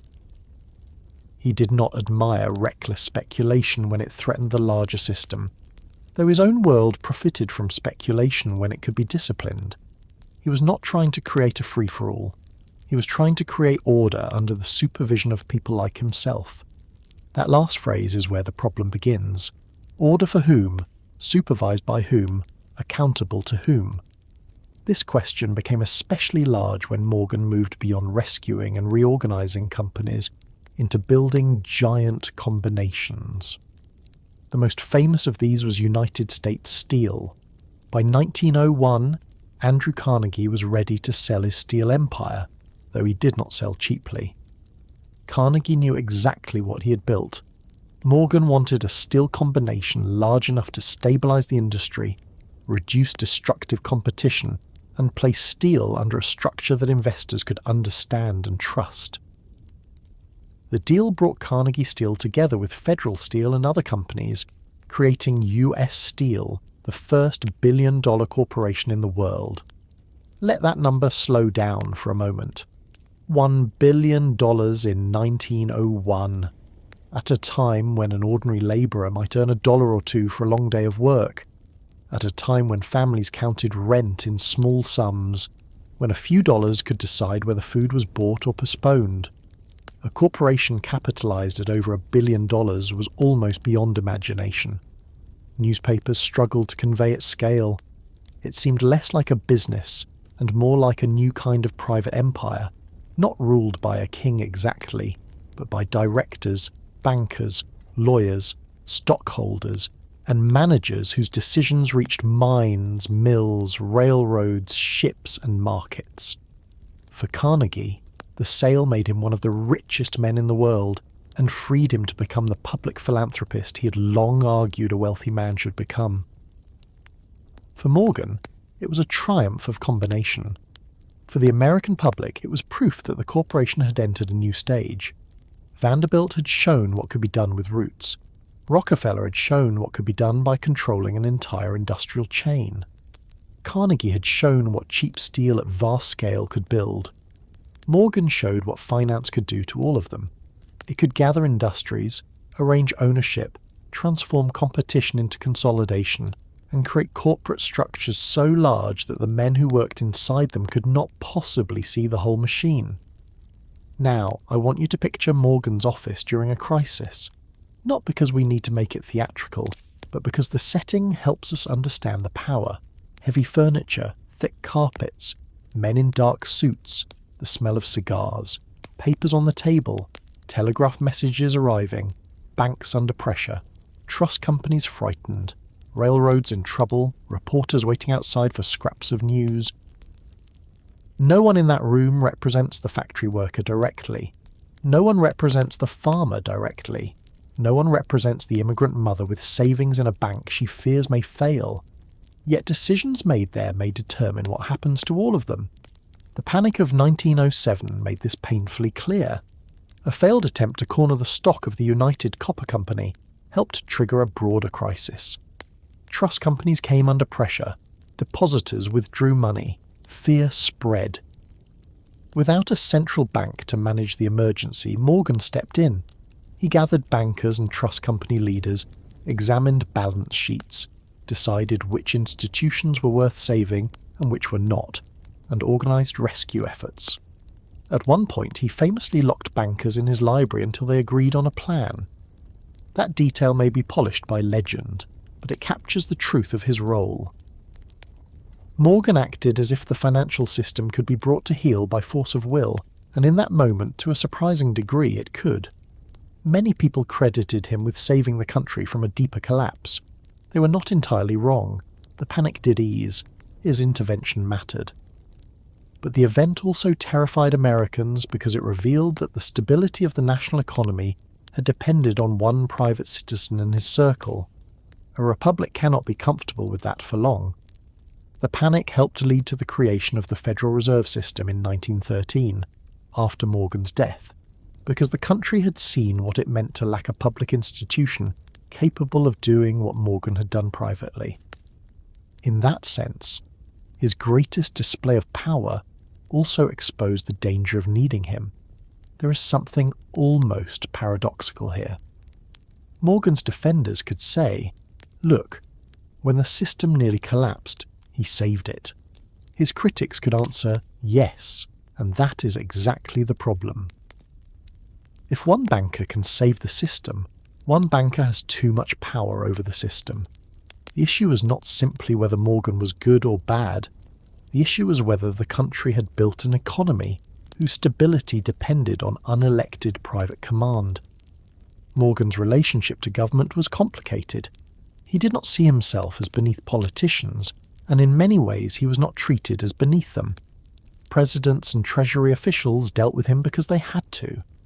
Congress investigated him because public suspicion demanded it. Reformers looked at the web of directorships linking banks, railroads, insurance companies and industrial corporations and saw a money trust, a concentration of financial power that seemed to sit above the productive economy, deciding who received capital and under what terms. Morgan denied that there was a sinister conspiracy. He insisted that character was the basis of credit. Asked once whether commercial credit depended primarily on money or property, he said the first thing was character. That sounds almost noble until you ask whose character he trusted and who was allowed inside the circle where character was recognised as credit-worthy. For a small businessman, Morgan's world could feel very far away and very close at the same time. Far away because the offices, syndicates and securities markets belonged to men with access ordinary people did not have. Close because the availability of credit shaped everything. A company needing money to expand might depend on bankers. A railroad needing refinancing might accept Morgan's terms. A manufacturer might be absorbed into a larger combination. A small competitor might discover that the financial system favoured scale, reputation, and connection. Money did not simply fund industry, it ranked industry. It decided which ambitions were respectable and which would be starved. And this brings us to one of the deepest shifts in the rise of American monopoly. At first, the great industrial fortunes seemed tied to things people could understand: boats, railroads, oil, steel. But by Morgan's era, ownership and control increasingly moved through stocks, bonds, holding companies, interlocking directorates, and legal structures that ordinary citizens could barely follow. Power became abstract. A man might own shares in a company that owned shares in another company, controlled by a board whose members also sat on the boards of banks and railroads. The economy did not become less real. It became less visible. And invisible power is often harder to resist because people feel its pressure before they can name its source. Morgan himself was not only a banker, he was also a collector, a churchman, a patron of art, a man of immense private tastes. He gathered manuscripts, paintings, rare books, jewels, and religious objects. His library in New York became a monument to cultivated wealth. There is nothing unusual about rich men collecting beautiful things, but with Morgan the scale again matters. He did not merely buy comfort.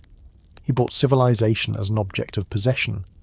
European art, ancient artifacts, illuminated manuscripts, treasures of culture crossed into the hands of an American banker whose fortune came from arranging the machinery of modern capital. It is a striking image. The man of railroads, steel, bonds, and panics surrounding himself with the old beauty of churches, kings, and scholars. Perhaps he wanted permanence. Perhaps all collectors do. At the same time, outside those rooms, workers lived with very different forms of permanence. Permanent injury, permanent debt, permanent dependence on wages, permanent uncertainty when business slowed. Morgan's combinations were designed to stabilise industries, but stability at the top did not always mean security at the bottom. A corporation might become stronger while individual workers became more replaceable. A merger might please investors by cutting duplicate operations, which often meant men losing jobs. A reorganised railroad might avoid bankruptcy but reduce wages. Finance spoke of efficiency and soundness. Families experienced those words as tightening. This is not to say that every Morgan deal harmed everyone below. History is rarely that convenient. Stabilised companies could continue operating. Investors, including some middle-class savers, could benefit. Railroads that might have collapsed could keep running. Industrial output could expand. The United States did become a stronger economic power in these years, and Morgan's form of finance was part of that transformation. The difficulty is that the benefits and dangers were braided together. Order came with concentration, stability came with control, growth came with dependency. The same banker praised for preventing panic could also be condemned for helping build the conditions that made private financial power so overwhelming. I want to ask you something that may feel modern, even though we are standing in the Gilded Age. How much power should belong to the people who control access to money? Not the people who make the food, lay the track, pour the steel, refine the oil, or stock the shelves, but the people who decide which of those activities receive credit, investment, rescue, or abandonment. We often treat finance as if it floats above the physical world, but it does not. Money has consequences in the body. It decides whether a mill expands and hires, whether a railroad cuts wages, whether a farm survives another season, whether a city project is built, whether a company is swallowed by a larger one. Morgan understood this better than almost anyone in his time. That is why he mattered. By the early 20th century, Morgan's power had become a national concern. The Peugeot Committee, formed by the House of Representatives in 1912, investigated the concentration of control in the hands of major bankers and financial institutions. The hearings examined interlocking directorates and the influence of firms like J.P. Morgan and Company over banks, insurance companies, railroads, and industrial corporations. Morgan appeared before the committee, old and still formidable. The country watched as private financial authority was questioned in public. Something had shifted. Men like Morgan were no longer simply admired as stabilizers and builders. They were being asked to justify why they had so much control in the first place. Morgan died in 1913, the same year the Federal Reserve Act was passed. That timing feels almost too symbolic, though history often gives us coincidences that later generations cannot resist shaping into meaning. The man who had acted as a private central banker in moments of crisis passed from the scene just as the United States created a public central banking system meant to prevent such dependence in the future. Of course, the creation of the Federal Reserve did not end financial power, nor did it end the influence of major banks, but it marked a recognition that the country could no longer rely on private men, however capable, to hold the system together when fear took over. Morgan's legacy is difficult because it rests on a question that has no simple answer. Did he save American capitalism from its own chaos? Or did he help concentrate it into forms too large and powerful for democracy to comfortably govern? The answer is yes to both, and that is why he belongs in this story. He was not a monopolist in the same way Rockefeller was. He did not own one product, from ground to lamp. He did not build mills in the way Carnegie did. He did not begin with boats and tracks like Vanderbilt. He was something colder and more modern. The organizer of organizers. The banker who stood behind the men who owned the visible machinery and showed how ownership itself could be arranged, merged, refinanced and commanded. Now let us bring the four men together for a moment, not in one room, though some of their interests and deals did cross, but in the same national imagination. Vanderbilt controlled roots, Rockefeller controlled oil, Carnegie controlled steel, Morgan controlled the money and combinations that could gather such things into even larger forms. Each man's power had a different texture. Vanderbilt's was rough and direct. Rockefeller's was quiet and systematic. Carnegie's was productive and contradictory, filled with smoke and philanthropy. Morgan's was heavy, silent and institutional. But all of them helped teach America the same unsettling lesson. A republic could have elections, newspapers, courts and speeches, while much of daily life was shaped by private systems too large for ordinary citizens to influence. This is where the next part of the story has to go, because individual men were only the beginning. The larger transformation came when their methods became structures that others copied. Trusts, holding companies, mergers, pools, rebates, interlocking boards, gentlemen's agreements, and legal inventions turned personal ambition into lasting machinery. The small competitor did not always vanish because he was lazy or foolish. Sometimes he vanished because the game had changed around him. Sometimes he stood in a market that looked open in theory, but had already been quietly divided by men who controlled transportation, supply, credit, and price. Morgan's office was one of the places where that new order became visible. But across the country, in oil towns, railroad depots, steel districts, farms, shops, and factories, Americans were beginning to feel what happened when competition itself was treated as a problem to be solved by the very men strong enough to end it. By the time Americans began using the word trust with real suspicion, the country had already learned that monopoly did not always announce itself with a locked gate or a raised price. Sometimes it arrived through paperwork. Sometimes it arrived through a handshake between men who understood that open competition was expensive and uncertainty was bad for profits. Sometimes it arrived as a legal arrangement so dry and technical that an ordinary reader could pass over it in the newspaper without realizing that the shape of his town, his wages, his store shelves, and the prices in his household were being altered inside those dull words. Trust, pool, holding company. Reorganization, consolidation, combination. They sounded almost harmless, as if business had merely become tidier. But inside those words was a new kind of power, and the people who felt it first were often the people least able to describe it in the language of law. Let us begin with the small competitor, because he is easy to forget. History remembers the men who won. It remembers Rockefeller, Carnegie, Vanderbilt, Morgan, and the others whose names became attached to railroads, banks, universities, museums, foundations, and public buildings. It remembers the giant corporations because their records survived, their lawyers wrote carefully, and their leaders appeared before committees and in biographies. But the small competitor often disappeared quietly. His refinery closed, his shop sign came down, his railroad line was absorbed, his warehouse was sold, his name remained in a city directory for a few years, and then vanished. No one carved his name into stone. No one built a foundation to explain his side of the story, and yet his disappearance is one of the clearest ways to understand what the rise of American monopolies actually meant. Picture a small oil refiner in Cleveland in the early 1870s. His refinery is not impressive by the standards of Standard Oil. It is a few stills, some tanks, barrels, men at work, smoke in the air, the constant smell of crude and kerosene. He knows his business well enough. He has customers. He has debts. He has hopes that if prices hold and shipping remains fair, he can continue. Then the rates shift. Not publicly in a way he can easily fight, but privately.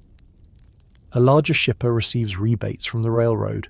The small refiner pays the official rate, while Standard Oil pays less and may even receive payments tied to the freight of competitors. The small man looks at his ledger and sees something simple and terrifying. He can be competent and still lose.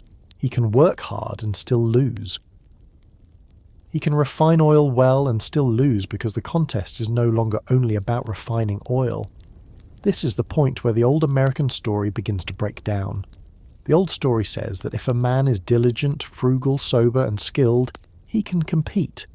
He may not become rich, but he has a chance. The Monopoly age changed that chance.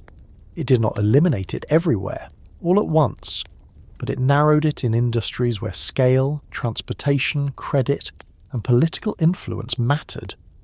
A competitor could be beaten not because his product was worse, but because another company had secured better freight rates, controlled suppliers, cut prices temporarily below cost, bought up key facilities, or arranged agreements with others to divide markets. The little firm was still standing in the marketplace, but the ground beneath it was being purchased. Now, trust did not emerge because businessmen woke one morning and decided to invent a villain's instrument. They emerged because the American economy after the Civil War was chaotic, fast, and often brutally unstable. Too many railroads competed on the same routes and drove rates down until profits vanished. Too many refiners produced kerosene in a market where prices swung wildly. Too many factories expanded during good times and then panicked when demand fell. The business cycle punished the weak, frightened investors and encouraged men of capital to seek order. Competition, the word Americans praised in public, was often described by large businessmen in private as wasteful, destructive, even irrational. They did not want a market where prices changed every week and rivals cut each other's throats. They wanted predictable profits. They wanted discipline. They wanted what they called cooperation, though the cooperation usually happened among the powerful and at the expense of those outside the room. In railroads, one common tool was the pool. Competing railroad companies agreed to divide traffic or revenue so they would not ruin each other through rate wars. Imagine several lines serving similar routes. In theory, they compete for shippers. In practice, they agree that each will receive a certain share of the business or money, reducing the need to cut prices. To the railroad presidents, this looks sensible. Why destroy each other when all could earn more by cooperating? To shippers, farmers, and small towns, it looked different. It looked like the companies had quietly agreed not to fight for their business. It looked like the marketplace had been staged. There is something very important here. A monopoly does not always mean one company owns everything. Sometimes it means a few companies learn to behave as if they are one. If the major railroads agree on rates, what difference does it make to the farmer that their names are printed differently on the side of the cars? If the largest meat packers understand one another's territories, what comfort is it to the cattleman that several firms technically exist? If a small manufacturer needs credit and all the important banks listen to the same circle of financiers, how free is his choice? Legal separateness can hide practical unity. The Gilded Age became expert at that hiding. The trust was one answer to the problem of controlling many companies across different states. Standard Oil's trust arrangement in 1882 became the most famous model. Stockholders in separate companies placed their shares in the hands of trustees, who then managed the whole enterprise as a single coordinated system. The separate companies remained, but real authority moved upward into the hands of a few trustees. This solved practical problems for men like Rockefeller. State laws often limited what corporations could own or do beyond their borders, but the trust allowed central control without simple direct ownership in the older sense. It was an invention suited to a country whose law had not caught up with the scale of its economy. To the public, however, trust soon became a word with a bad smell. The oil trust, the sugar trust, the whiskey trust, the beef trust, the tobacco trust.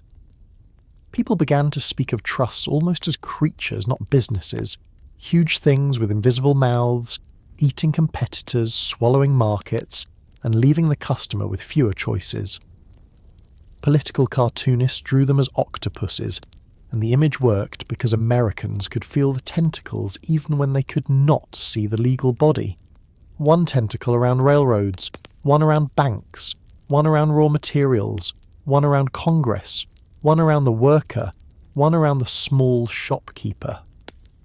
The cartoon exaggerated, but not by enough to make people laugh comfortably. The small competitor's disappearance often followed a pattern. At first, the large company lowered prices. Customers liked this. Why would they not? A cheaper good was a cheaper good. Then the large company used its advantages to outlast rivals. It had deeper pockets, better access to credit, lower shipping costs, and sometimes secret arrangements. The small rival, unable to match prices for long, faced losses. Then came the offer: sell now, take cash or stock, join the combination, stop fighting. Some accepted willingly. Some even prospered by taking shares in the larger company. Others accepted because refusal looked like slow ruin. A man might walk into the room as an owner and leave as a former owner, holding payment for the business that had been his life. The public saw consolidation.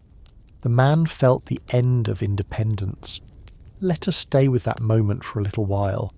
Not the courtroom, not the congressional hearing, but the kitchen table after the offer has been made. A small businessman comes home and tells his wife that Standard, or the trust, or the larger company wants to buy. He tries to make the numbers sound sensible. He says the market is changing. He says the offer may not come again. He says the railroad rates are impossible. He says they can hold stock in the new company perhaps, or move into management perhaps, or start again somewhere else perhaps. But beneath all those words is the fact that the thing he built no longer fully belongs to his own effort. It is being measured against forces too large for him to resist. His wife may ask what happens if he refuses. He may not answer right away. This was not only about pride. Ownership mattered because it gave a person some control over time, decisions, and dignity. A small owner worked hard, often very hard, and faced real risk, but he answered to customers, creditors, and markets in a more immediate way. Once absorbed into a corporation, he might become a manager, an employee, an agent, or nothing at all. His decisions narrowed. His name came off the product. His family might be financially safer or less safe depending on the deal, but something personal had changed. The Monopoly age did not only redistribute money, it redistributed authority. The law struggled with this because American law had been built in a world of smaller enterprises and clearer forms of property. Corporations themselves were not new, but their size and reach were changing rapidly. A corporation could own property, enter contracts, issue stock, borrow money, and exist beyond the life of any founder. That last fact mattered. A person dies. A partnership dissolves. A corporation can continue, gather capital, hire managers, and grow into something no single owner could personally supervise. It could become a machine for preserving power. The men who led these corporations mattered, but the form itself mattered too. Rockefeller would age, Vanderbilt would die, Carnegie would sell, Morgan would pass from the scene. But the corporate structures, legal tools, and habits of consolidation they helped normalize would remain. In 1890, Congress passed the Sherman Antitrust Act. On paper, it was a major step. It declared illegal every contract, combination, or conspiracy in restraint of trade, and it aimed at monopolization. But the early life of the law was uneven and sometimes disappointing to those who wanted it used against the great trusts. Courts interpreted it cautiously or unpredictably. At times, the law was used against labour unions, treating workers who organised collectively as if they were restraining trade, while the largest corporate combinations continued to grow. This was one of the bitter ironies of reform. A law passed amid public anger at monopoly could be turned against workers trying to balance the power of employers. That tells us something about the political atmosphere of the time. Many Americans were angry about trusts, but there was no immediate agreement on what should replace them. Some wanted stronger regulation, some wanted to break them apart, some wanted government ownership of railroads or utilities, some wanted to restore competition, others believed large corporations were inevitable and should simply be supervised. Businessmen argued that big combinations were natural results of modern efficiency. Reformers answered that private efficiency could become public danger. Courts tried to fit new economic realities into older legal ideas. Politicians listened to voters, donors, newspapers, party bosses, and their own ambitions. Nothing moved in a straight line. Meanwhile, the deals continued. Morgan and other financiers helped create combinations across industries. Mergers promised stability and profits. Investors liked large enterprises if they seemed well managed. Smaller firms could be gathered into larger corporations with stock and bonds. Wall Street learned to turn industrial consolidation into financial products. A factory did not merely make goods, it could become part of a security, a piece of paper sold to investors who might never see the factory floor. This was one of the great transformations of the age. Business ownership became more distant from business labour. A shareholder in New York could profit from a mill in Pennsylvania, a mine in Minnesota, or a packing house in Chicago without knowing the names, faces, or working conditions of the people who made the profit possible. And that distance mattered morally. It is easier to demand lower costs when you do not hear the cough in the worker's chest. It is easier to approve a merger when you do not walk past the small shops that will close. It is easier to praise efficiency when the human inconvenience happens somewhere else. The Gilded Age was full of distance like that. The country became more connected by rail, telegraph, finance, and national markets, but connection did not always create sympathy. Sometimes it created systems where responsibility was spread so widely that no one person felt fully responsible for the harm. The disappearing small competitor was not always a noble figure. We should be honest about that.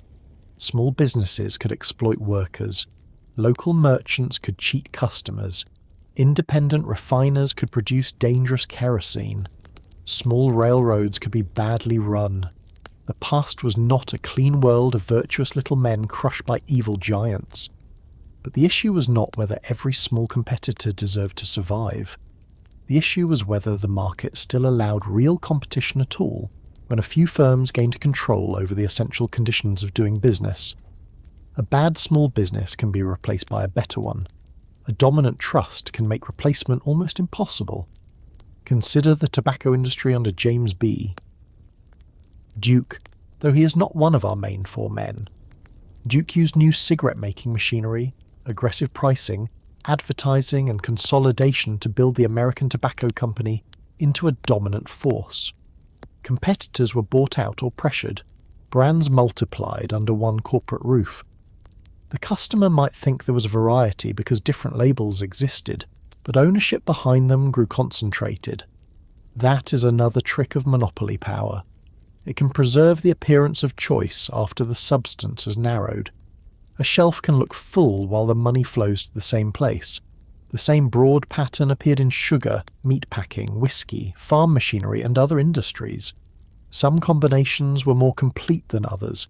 Some lasted. Some failed. Some were efficient. Some were overcapitalized disasters built more for stock promotion than long-term production. That is important too. Not every trust was a genius machine. Some were shaky piles of companies held together by finance optimism, and the hope that reducing competition would create profit. But whether successful or not, the movement toward combination changed the expectations of American business. Bigger came to seem not merely better, but necessary. If your rival combined and you did not, you might be next. Now, imagine the ordinary consumer trying to make sense of this. He may benefit from lower prices for kerosene, sugar, tobacco, or manufactured goods.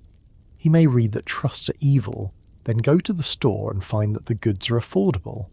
He may dislike monopoly in principle, but enjoy the stability and availability that large firms can provide.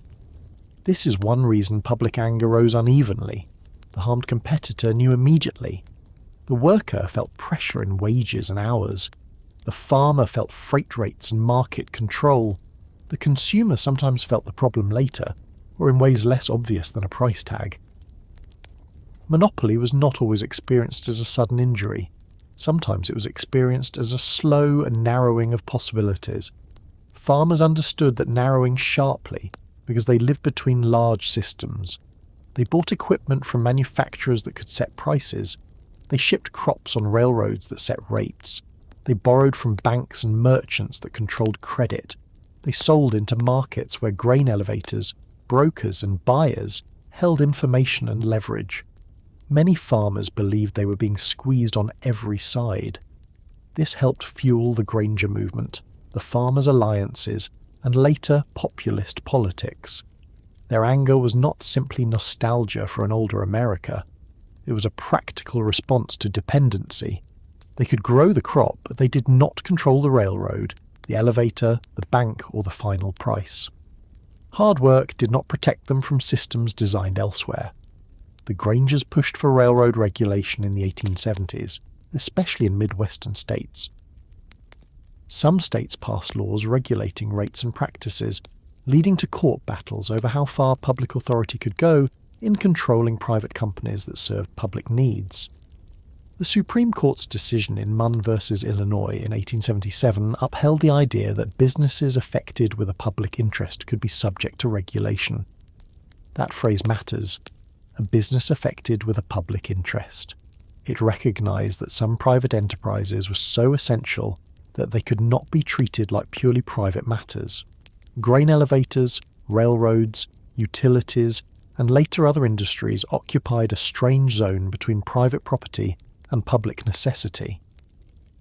Americans were trying to name that zone because monopoly had forced them to. The Interstate Commerce Act of 1887 created the Interstate Commerce Commission, the first federal regulatory agency of its kind, aimed largely at railroad abuses. It was a beginning, but not an immediate cure. The Commission had limited power at first and faced legal obstacles, business resistance, and the sheer complexity of railroad economics. Still, its creation showed that the federal government was being pulled into a role it had not fully occupied before. The national market created national problems. State regulation could not easily govern companies operating across state lines. The rise of trusts and large corporations helped create the modern regulatory state, not because reformers planned it all in advance, but because the old tools were no longer enough. There is something almost painful about watching the law chase business in this period. Business innovates. Law responds. Business finds a new form. Law responds again. The trust becomes controversial, so corporations use holding companies. States compete to offer favourable incorporation laws, with New Jersey becoming especially important in allowing large corporations to own stock in other corporations. A company that cannot easily coordinate through one legal form finds another. Reformers denounce monopoly, lawyers adjust the documents, and the machinery continues under a new name. This is one reason the public often felt that corporate power was slippery. It did not stand still long enough to be easily grabbed, and yet people kept trying. Journalists exposed abuses, labour organisers challenged employers, farmers built political movements, middle-class reformers worried that concentrated wealth would corrupt democracy. Some religious leaders criticised the moral costs of greed.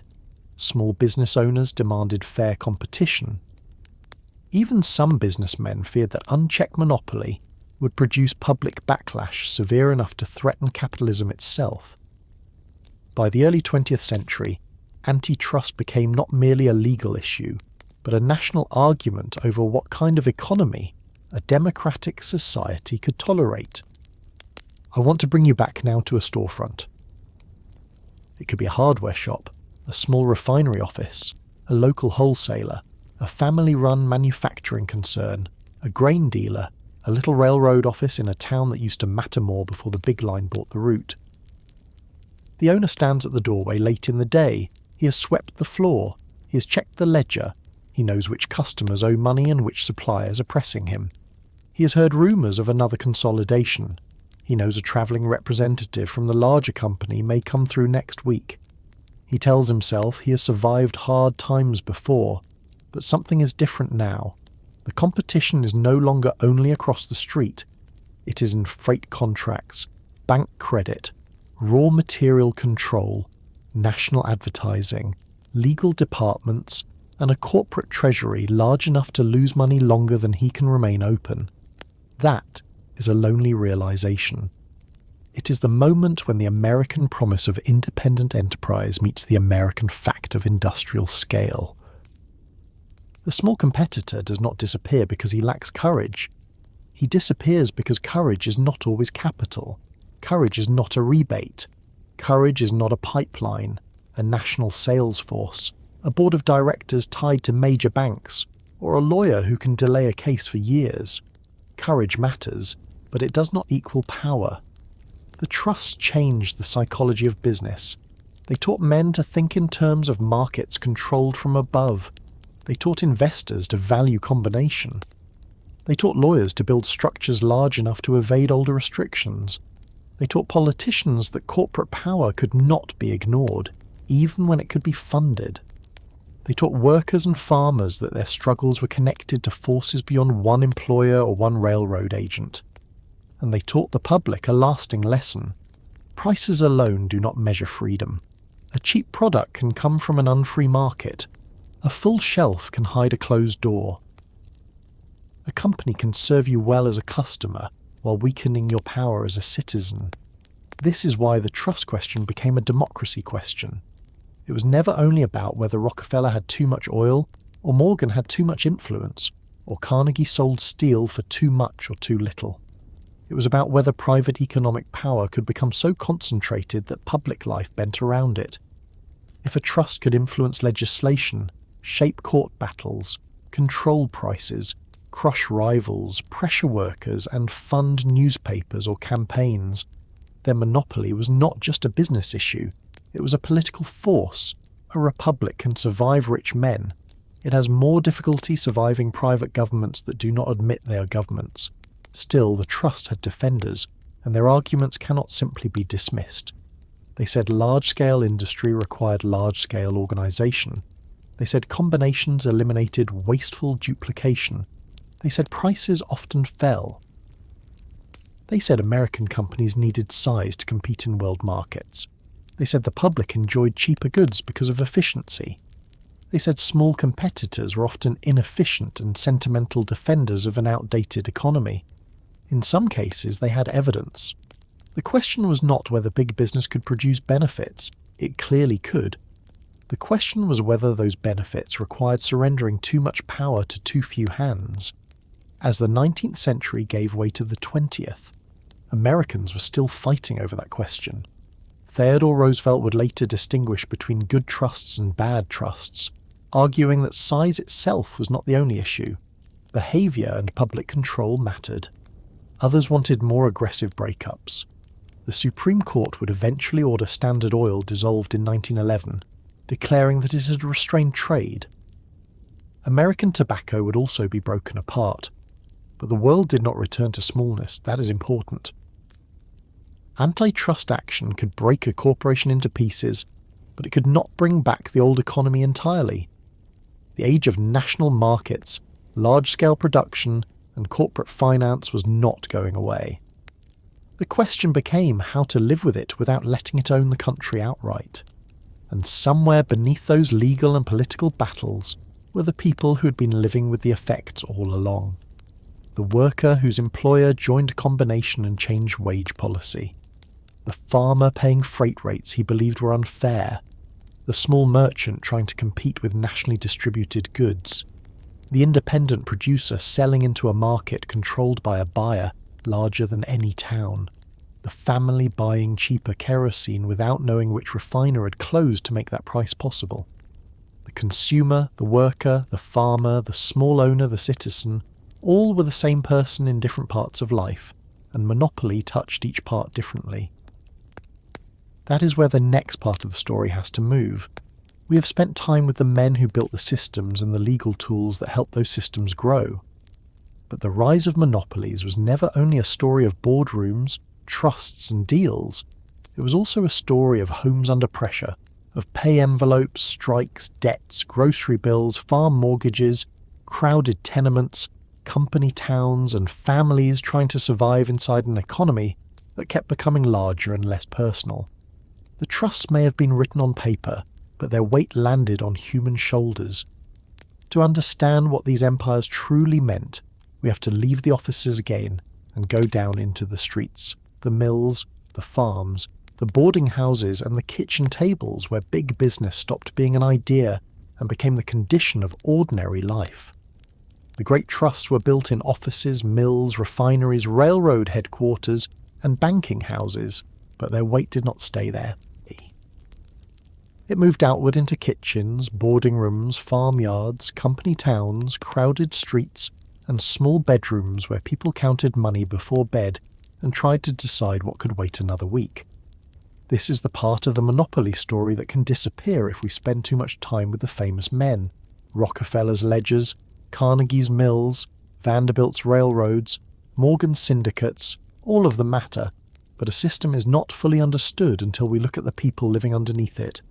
The workers who sold their time because they had nothing else to sell.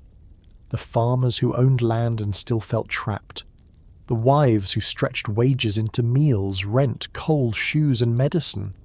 The children who learned early that big business was not an idea in a newspaper, but the reason their father came home coughing, limping, silent, angry, or not at all. Let us begin with the worker walking toward the mill before sunrise. Not because every worker in industrial America had the same life, but because the mill gives us the shape of the pressure.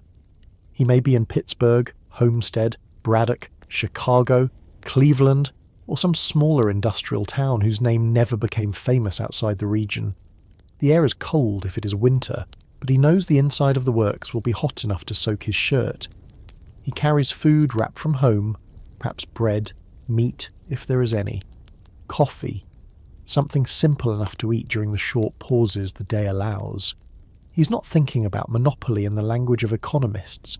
He's thinking about the shift ahead, the foreman, the wage, the rent, the debt at the store, the child with a fever, the boots that need replacing, the possibility of injury, and whether there will still be work next month. The industrial economy promised wages, and wages mattered. They could bring a family into the cash world in ways older farm life had not. A steady job could mean rent paid on time, food bought regularly, a stove, a few pieces of furniture, maybe school books, maybe savings if nothing went wrong. This is why we have to be careful not to describe industrial labour only as misery. People came to these jobs because they needed them, and because compared with the poverty they had known in rural districts, immigrant villages, failed farms, or overcrowded cities, a wage could look like a form of hope. The factory, the mill, the mine, the railroad yard, each one could be harsh and still attractive to someone with fewer choices behind him. But a wage is not freedom if the terms around it are controlled by someone else so completely that refusal becomes hunger. That was the reality for many workers beneath big business. The employer owned the job. The employer often influenced the housing, the store, the police, the local politicians, sometimes the newspaper, sometimes the church donations, sometimes the entire town's sense of what was possible. A man could leave, yes, but leaving required money, information, another job, transportation, and confidence that the next place would be better. For many, the freedom to quit was real on paper and very narrow in life. The hours were long by standards that now feel almost difficult to imagine. 12-hour shifts were common in steel, 6-day weeks were ordinary. In some industries, 7-day schedules appeared during busy periods or in operations that did not easily shut down. The body adjusted because it had to, but adjustment is not the same as health. A man who spent years around furnaces, coal dust, machinery, chemical fumes, or railroad yards carried work home in his lungs, his hands, his hearing, and the way he sat down at night. The modern boundary between work and home was much thinner then. The mill followed him home as fatigue. The mine followed him home as black dust coughed into a cloth. The railroad followed him home as fear when another brakeman lost fingers or slipped between cars. Industrial accidents were not rare exceptions. They were part of the cost structure, though not always written honestly as such. A crushed hand, a burned face, a mangled leg, a fall from a rail car, a mine collapse, a boiler explosion, a belt catching clothing and pulling a worker into machinery. These things happened often enough that working families understood them as possibilities woven into the week. There was no modern workers' compensation system for most of this period. If a man was injured, he might receive charity, a small payment, nothing, or a legal battle he could not afford. If he died, his widow had to turn grief into arithmetic almost immediately. Rent still came due. Children still needed food. The company might send condolences. Condolences did not buy coal. I want you to pause with that widow for a moment, because the history of big business is full of women who appear only after something has gone wrong. A wife may not have stood at the furnace or ridden the freight train or entered the mine, but she lived inside the risk. She stretched the pay envelope. She took in laundry. She kept borders. She mended clothing until the cloth had almost nothing left to hold a stitch. She bought food on credit when wages ran short. She negotiated with landlords and shopkeepers. She decided which child's shoes were worst. She knew the sound of her husband's step when he came home well, and the different sound when he came home beaten by the day. If he was injured, she became nurse, wage planner, debt manager, and sometimes the only person keeping the household from collapse. In crowded industrial cities, families often survived by using every room as an economic space. A tenement apartment was not only a home. It might be a workshop, a laundry, a boarding house, a storage room, a sick room, and a nursery all at once. Immigrant families especially took in boarders, usually single men from the same region or language group, because boarders helped pay rent. This meant privacy shrank. A family might sleep in shifts or crowd into rooms with people who were not kin. Food was stretched in large pots. Children learned to be quiet around men who had worked all day and needed sleep. The household became part of the industrial system, absorbing the workers when the factory was done with them for the day. Children were not only observers, many worked. In textile mills, coal breakers, glass factories, canneries, street trades, and home industries, children added necessary income. Some families depended on it. A boy picking slate in a coal breaker or selling newspapers on a city street was not living outside the economy. He was helping hold the household together. Reformers later described child labour with horror, and much of that horror was justified. But parents who sent children to work were often not careless or cruel. They were trapped inside wages too low to support the family without help. A law forbidding child labour might protect a child in one sense, but if adult wages did not rise, the household faced another danger. This is how industrial problems locked together. You could not fix one piece without touching the others.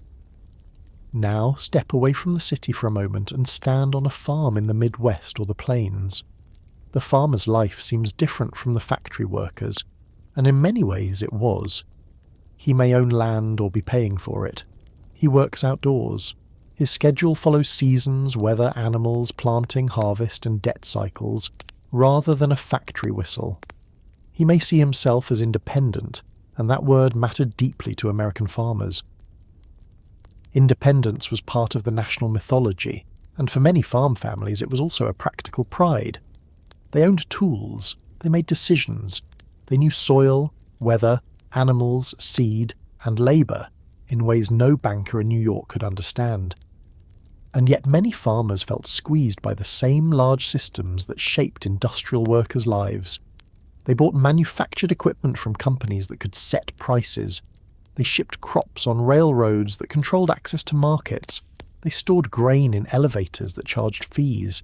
They borrowed money at interest rates that could feel punishing. They sold into markets where prices were set far beyond the farm gate.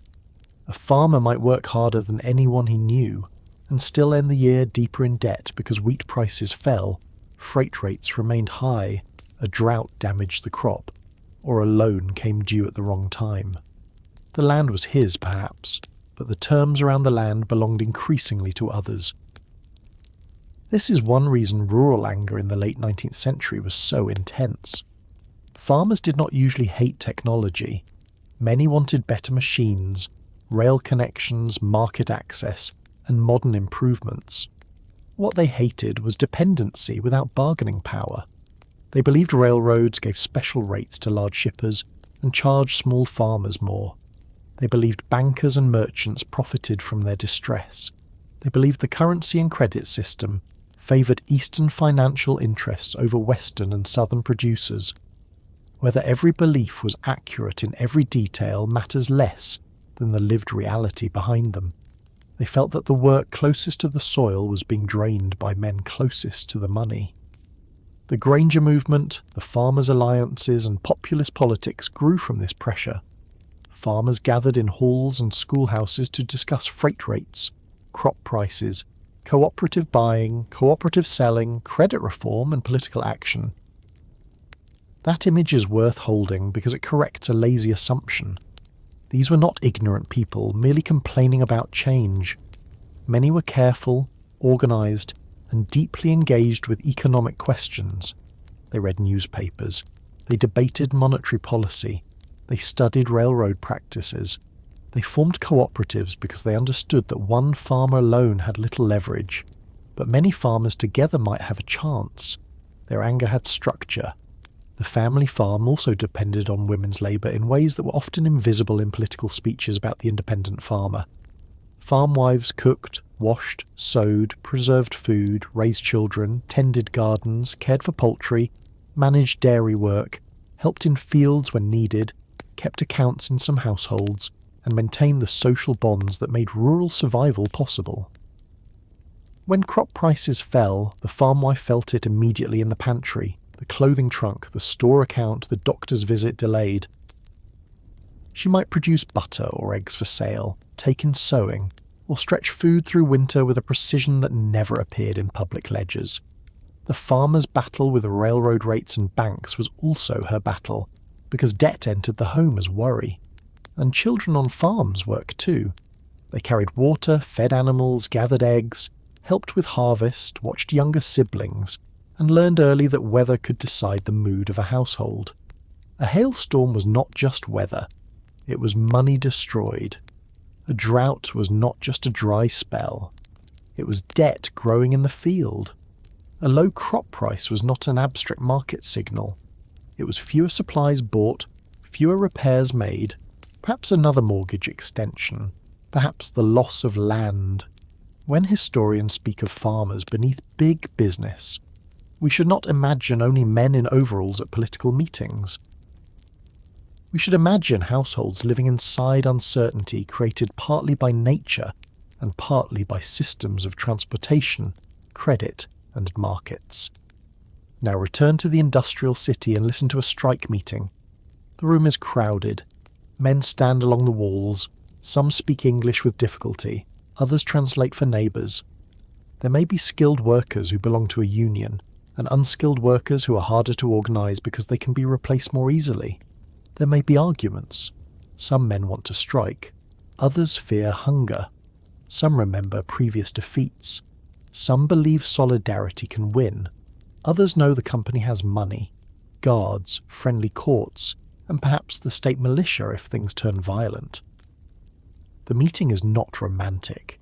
It is tense because everyone knows the decision will enter their homes. Labour organising in the age of big business was difficult because employers had many tools. They could fire organisers. They could use blacklists to prevent them from finding work elsewhere. They could hire strike breakers. They could call on private detective agencies like the Pinkertons. They could ask local authorities or state militias to protect property and restore order. They could use courts to issue injunctions limiting union activity. Newspapers might describe strikers as mobs, radicals, foreigners, or enemies of progress. The public could sympathise when workers seemed peaceful and desperate, then turn against them when violence broke out, even if the violence came from several directions at once. The Great Railroad Strike of 1877 showed how quickly labour conflict could become national crisis. Wage cuts on major railroads triggered strikes that spread across states. Workers stopped trains, crowds gathered. Violence erupted in several cities, including Pittsburgh, where rail property burned and troops fired on civilians. The strike frightened business leaders and politicians because it revealed that the railroad system, the very network binding the country together, could also spread unrest. A local wage dispute could become a national emergency because the industry itself was national. The same connected economy that made goods move faster made anger move faster too. For workers, the lesson was mixed. Collective action could stop powerful systems, at least temporarily. But the response could be overwhelming. Federal troops, state militias, courts, and employers often acted to restore the movement of commerce. The phrase law and order usually meant getting trains running, mills operating, and property protected. It did not always mean addressing the conditions that had led workers to risk their jobs in the first place. A worker could be told he was free, yet when he joined with others to use the only power he had, the withdrawal of labour, he might suddenly be treated as a threat to society. This is where the meaning of freedom became contested. Employers said a worker was free to accept a job or leave it. Workers answered that freedom meant little when hunger stood behind the employer. Employers said they had property rights. Workers answered that their labour created the value of that property. Employers said unions interfered with individual liberty. Workers answered that one man bargaining alone with a giant corporation was not truly free. These arguments were not academic. They lived in pay envelopes, evictions, strike funds, funerals, and court orders. The Knights of Labour tried to imagine a broad labour movement that included many kinds of workers, skilled and unskilled, men and women, black and white workers in principle, though practice often fell short, immigrants and native-born. They spoke not only of wages but of a cooperative commonwealth, a society less dominated by wage dependency. For a time in the 1880s, the Knights grew rapidly, especially after successful strikes. But the Haymarket Affair in Chicago in 1886, when a bomb exploded during a labour rally and police and civilians were killed, helped turn public opinion sharply against radical labour. The event became associated in the public mind with anarchism, violence, and foreign radicalism, even though the labour movement was much broader and more varied than that. Fear became a tool that weakened organising. Later, the American Federation of Labour under Samuel Gompers focused more narrowly on skilled workers, wages, hours, and working conditions. This approach was more practical in some ways, but it left many unskilled workers, women workers, black workers, and recent immigrants outside the strongest protections. Big business benefited from divisions among workers. Skill divided them, race divided them, language divided them, religion divided them, immigration status divided them. Employers did not have to invent every division, but they knew how to use them. A workforce divided by mistrust was easier to control. Black workers faced special burdens in this economy. In the South, many formerly enslaved people and their descendants were trapped in sharecropping, tenant farming, debt peonage, and racial terror that limited mobility and bargaining power. In the North and West, black workers often faced exclusion from unions, discrimination in hiring, lower wages, and confinement to the hardest or least secure jobs. Big business did not create racism, but it operated within it and often profited from it. When employers used black workers as strike breakers, or when white workers excluded black workers from unions, the result often served the employer more than either group of workers. The promise of solidarity repeatedly collided with the reality of American racism. Immigrant workers also lived with a double position. Industry needed them. Politicians and newspapers often blamed them. Men and women from Ireland, Germany, Italy, Poland, Hungary, Russia, China, and many other places entered the American labour force and helped build the country's railroads, mines, mills, factories, and cities. They brought skills, traditions, languages, and community networks. They also became targets when wages fell or strikes turned violent. Employers could praise immigrant labour as industrious when hiring it cheaply, then allow public suspicion of immigrants to weaken labour unity. The worker could be necessary and despised at the same time. Chinese railroad workers had already shown this contradiction in the building of the Transcontinental Railroad. They performed dangerous essential labour through the Sierra Nevada and other brutal conditions, often for lower pay than white workers, and then faced exclusion, violence, and legal discrimination. The Chinese Exclusion Act of 1882 marked the first major federal law barring immigration by a specific nationality. This was part of the same broad industrial age, though it is sometimes told separately. The country wanted labour, then punished the labourers for being present. Big business, politics, race, and national identity were tangled together from the beginning. For families beneath big business, survival was often a matter of combining incomes and strategies. A father's wage might not be enough. A mother might take in boarders or laundry. Children might work before or after school, or instead of school. Older daughters often carried heavy domestic responsibilities, caring for younger children while adults worked. In some homes, the family budget was managed with astonishing discipline. Rent first, then food, then fuel, then clothing, then debt if anything remained. Illness could destroy the plan. A funeral could destroy it. A layoff could destroy it. A strike could destroy it. The margin was narrow, and big business lived on the other side of that margin as employer, landlord, creditor, supplier, or distant force shaping prices. Tenement reformers in cities like New York documented overcrowding, poor ventilation, disease, and dangerous housing conditions. Jacob Riis famously used photography and writing to show middle-class readers how the urban poor lived. But the people in those rooms did not need a reformer to tell them they were crowded. They knew. They knew the smell of shared hallways, the difficulty of washing, the fear of fire, the sound of coughing through thin walls, the lack of privacy, and the way summer heat turned rooms unbearable. Industrial wages were connected to this housing, because low pay and insecure work limited where families could live. The factory did not end at the factory gate. It continued in the rent a family could afford. Company towns made the connection even clearer. In some mining and industrial communities, the company owned the houses, the store, the school, and sometimes much of the local government's practical life. Workers might be paid partly in scrip usable only at the company store. Prices there could be high. Rent came out of wages. Debt kept workers tied to the place. The song lyric that later said, "I owe my soul to the company store," captured a reality that many workers recognized. When the employer is also landlord and merchant, dependence deepens. A complaint about wages becomes a risk to shelter and food.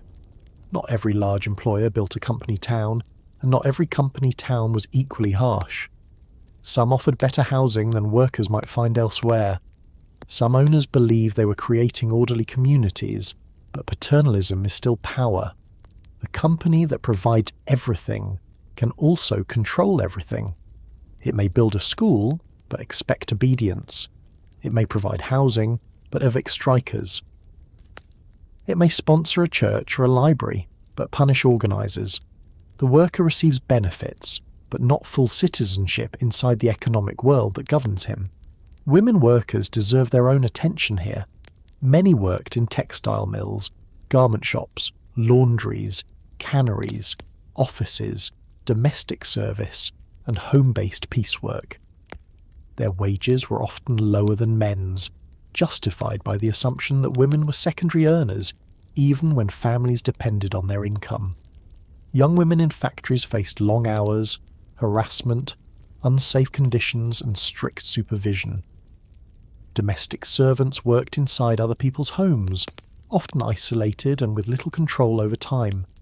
Garment workers might sew in crowded workshops or at home by the piece, paid so little per item that the only answer was speed and longer hours. The industrial economy used women's labour while pretending it was supplementary. The family beneath big business was therefore not a private refuge untouched by the market. It was one of the places where the market did its hardest work. The household absorbed low wages by sending more members to work. It absorbed injury through unpaid nursing. It absorbed unemployment through hunger and debt. It absorbed long hours through women's unpaid labour. It absorbed child labour through lost schooling. It absorbed industrial pollution through sickness. It absorbed strikes through shared sacrifice. Big business counted profits at the top, but many of the costs were carried quietly at home. And yet these people were not merely victims. They organised, adapted, resisted, migrated, voted, joined unions, formed cooperatives, built mutual aid societies, created ethnic churches and newspapers, sent money to relatives, educated children when they could, and turned neighbourhoods into support systems. Immigrant families built institutions that helped newcomers find work and housing. Black communities built churches, schools, businesses, and political networks under severe pressure. Farm families created alliances and cooperatives. Workers formed unions and fraternal organisations. Women joined reform movements, labour campaigns, temperance groups, settlement houses, and suffrage organisations. Ordinary people did not simply lie beneath big business like stones under a wheel. They pushed back with the tools they had. The pushback mattered because it changed politics. Labour unrest, farmer movements, urban reform, investigative journalism, and public anger all pressured government to act. Regulation did not come from nowhere. It came from years of people saying that the new economy had become too powerful, too dangerous, too unfair, and too distant from democratic control. It came from strikes broken and remembered. It came from farmers losing land. It came from small competitors crushed. It came from consumers worried about food quality, medicine, and prices. It came from middle-class fears that concentrated wealth could corrupt the republic. Reform was not a gift from enlightened leaders alone. It was forced upward by discomfort below. I want to return once more to an ordinary evening, because that is where the story becomes most understandable. A worker comes home from the mill. His wife has kept supper warm if there was enough fuel. The children are tired. The room may be crowded with boarders. The pay envelope is opened. Coins and bills are counted. Rent must be set aside. The grocer is owed money. Coal is needed. A child needs shoes. There is talk of a wage cut at the plant, or a rumour that the company will bring in new workers, or news that a man was injured on the day shift. No one at that table has met Carnegie, Rockefeller, Vanderbilt, or Morgan, but the world those men helped build sits at the table all the same. On a farm, another family sits under a different pressure. The harvest is in, but the price is low. The railroad rate feels too high. The note at the bank is coming due. A catalogue offers a new machine that could save labour but requires credit. The newspaper carries speeches about trusts and Wall Street. The farmer reads them not as distant politics, but as an explanation for the tightness in his own chest. His wife knows which supplies are running low. The children know when adults are worried, even if no one explains it. Big business is not in the room as a person, but it is there as terms, rates, prices, and debt. This is the real meaning of being beneath big business. It is not that every person was crushed every day. Many lives improved in some ways. Goods became cheaper. Wages in some industries could be better than older forms of work. Cities offered opportunity. Railroads connected communities. Steel built bridges. Oil brought light. The new economy gave as well as took. But it gave unevenly and took without always asking. It offered opportunity inside dependency. It offered wages inside danger. It offered cheap goods inside concentrated power. It offered progress with a bill sent to people whose names rarely appeared on the front page. By the turn of the century, more Americans were beginning to understand that the issue was not one bad employer, one greedy railroad agent, one unfair banker, or one corrupt politician. The issue was a structure in which essential parts of life had been gathered into corporate systems that could shape wages, prices, transportation, credit, and politics. That realization did not produce one single movement, but many. Progressives, populists, unionists, socialists, settlement house reformers, antitrust lawyers, muckraking journalists, and ordinary voters all looked at the same economy and saw different solutions. Some wanted to regulate big business. Some wanted to break it up. Some wanted public ownership. Some wanted stronger unions. Some wanted moral reform. Some wanted revolution. But almost all agreed that the old faith in leaving business alone had become harder to defend. And so the story moves toward a question that had been building quietly from the moment the first great fortunes began to tower above the rest of the country. Who was really in charge? Was America governed by elected officials, or by the men who controlled railroads, oil, steel, and money? Could a democracy remain healthy when private companies became larger than many governments? Could ordinary citizens vote one way while economic power moved another? Could the law catch men who hired the best lawyers, influence legislatures, and change corporate forms whenever the old ones became inconvenient? The workers, farmers, and families beneath big business did not all ask the question in the same words, but they lived inside it. And once enough people began to feel that question pressing into their own lives, America could no longer pretend that monopoly was only a matter for businessmen to settle among themselves. By the early 1900s, the question had stopped being whispered only in farm meetings, union halls, newspaper offices, and the kitchens of people trying to stretch a wage through another week. It had moved into the centre of American public life. Who was really in charge? Not in the simple schoolbook sense where the president sat in the White House, Congress wrote the laws, courts interpreted them, and voters corrected the whole machine every few years. Americans still had those institutions. They still had elections, speeches, flags, parades, newspapers, town meetings, and campaign buttons. But more and more people had begun to suspect that some of the decisions shaping daily life were being made somewhere else, in railroad offices, trust headquarters, bank libraries, private clubs, law firms, and boardrooms where ordinary citizens could not enter. That suspicion did not appear all at once. It had been building for decades. A farmer paying a freight rate he believed was unfair felt it. A steel worker watching a union broken felt it. A small refiner pressured into selling felt it. A shopkeeper trying to compete against a national chain of suppliers felt it. A family buying kerosene, sugar, meat, tobacco, coal, or train tickets felt pieces of it without always knowing how the pieces fit together. The country had changed faster than its political habits. Americans had been taught to distrust kings, aristocrats, and government tyranny, but they had not been fully prepared for private power large enough to behave like a government without calling itself one. This is the part of the story where the mood of the country begins to shift. The late 19th century had admired success with a kind of hunger.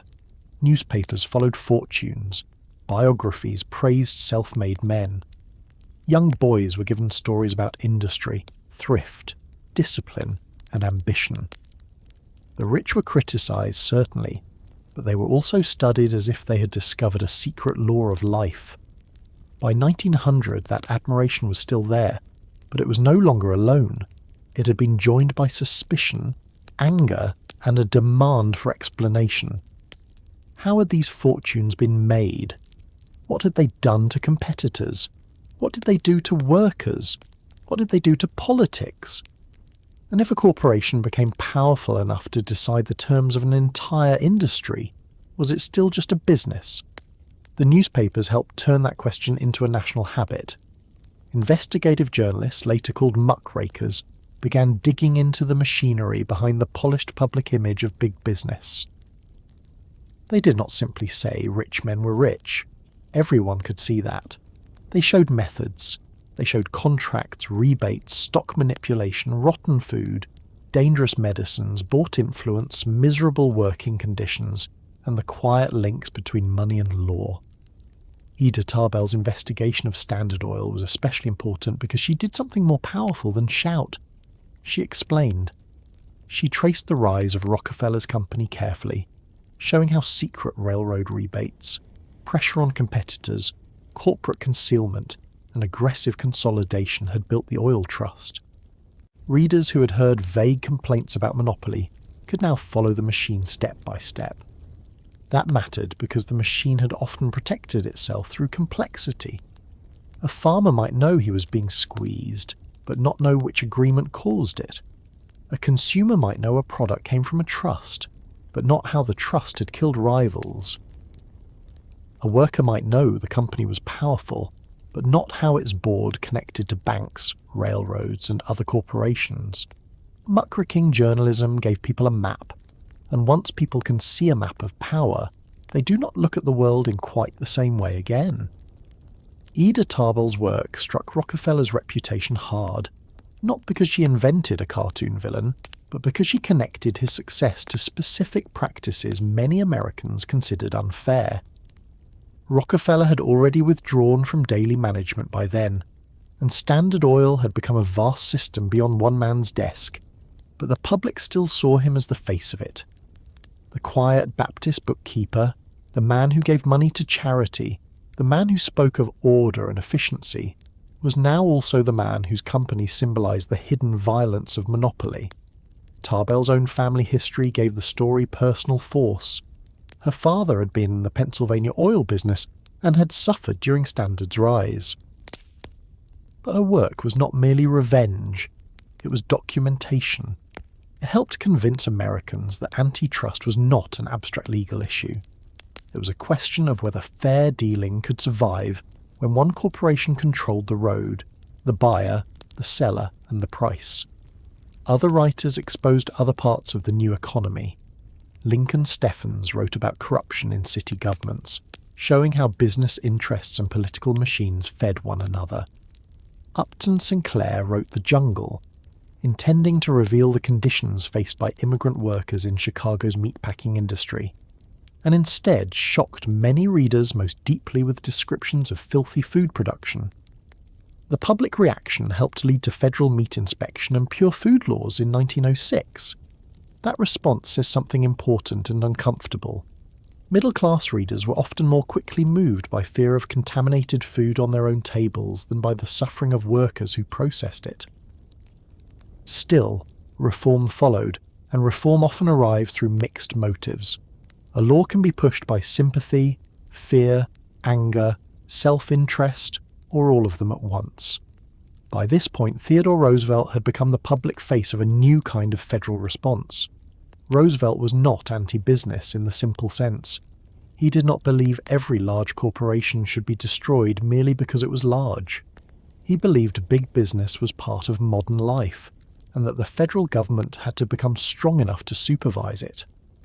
That distinction mattered. Many radicals wanted deeper changes. Many conservatives wanted government to leave business alone. Roosevelt stood in the middle in a very active way.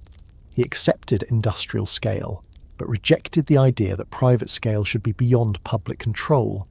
He liked strength, he liked order, he liked action.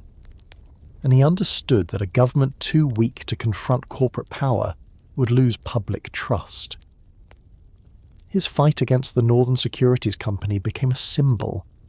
Northern Securities was a railroad holding company formed in 1901 by powerful interests including J.P. Morgan, James J. Hill and others, combining control over major northwestern railroads.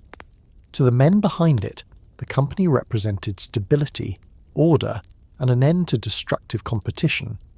To Roosevelt and his advisors, it represented an illegal restraint of trade. In 1902, the federal government sued under the Sherman Antitrust Act. This startled Wall Street. Morgan was said to have been surprised that Roosevelt had not simply negotiated privately with him before taking action. That reaction itself revealed the old way of thinking. Morgan expected that great matters could be settled among great men. Roosevelt wanted to show that the government was not merely another guest in Morgan's library. The Supreme Court ruled against Northern Securities in 1904, ordering it dissolved. The practical details were complex and railroad power did not vanish. But symbolically, the case mattered enormously.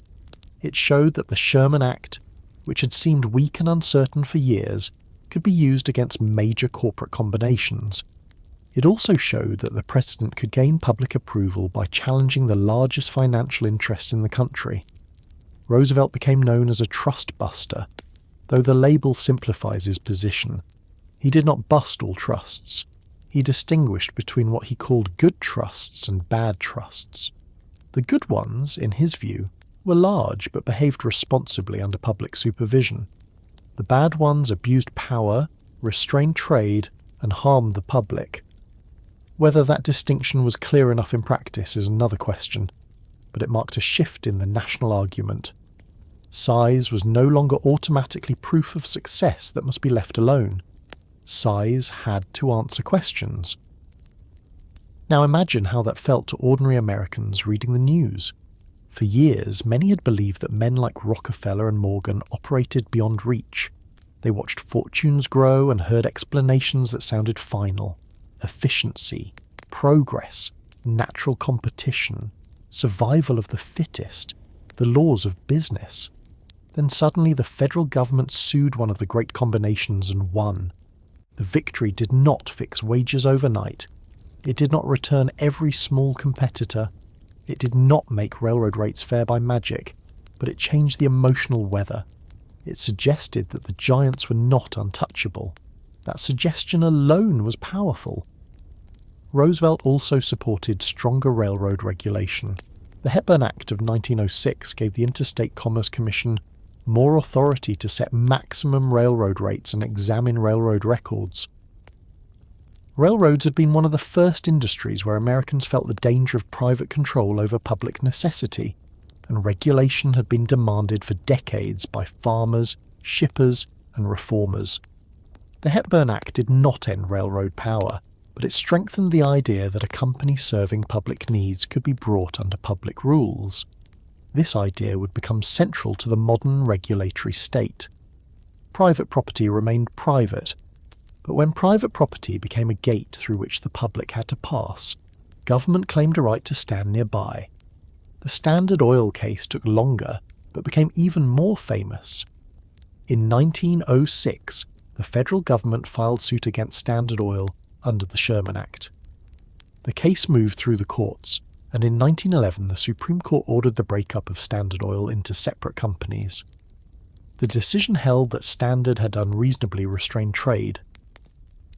The company was divided into many parts, including firms that would later become famous in their own right. Rockefeller himself, who still held shares, became even richer after the breakup because the separate companies performed well. That detail has a strange, bitter humour to it. The law broke the trust, and the man most associated with it gained wealth as a result. History does not always give reformers a clean victory. Still, the breakup mattered.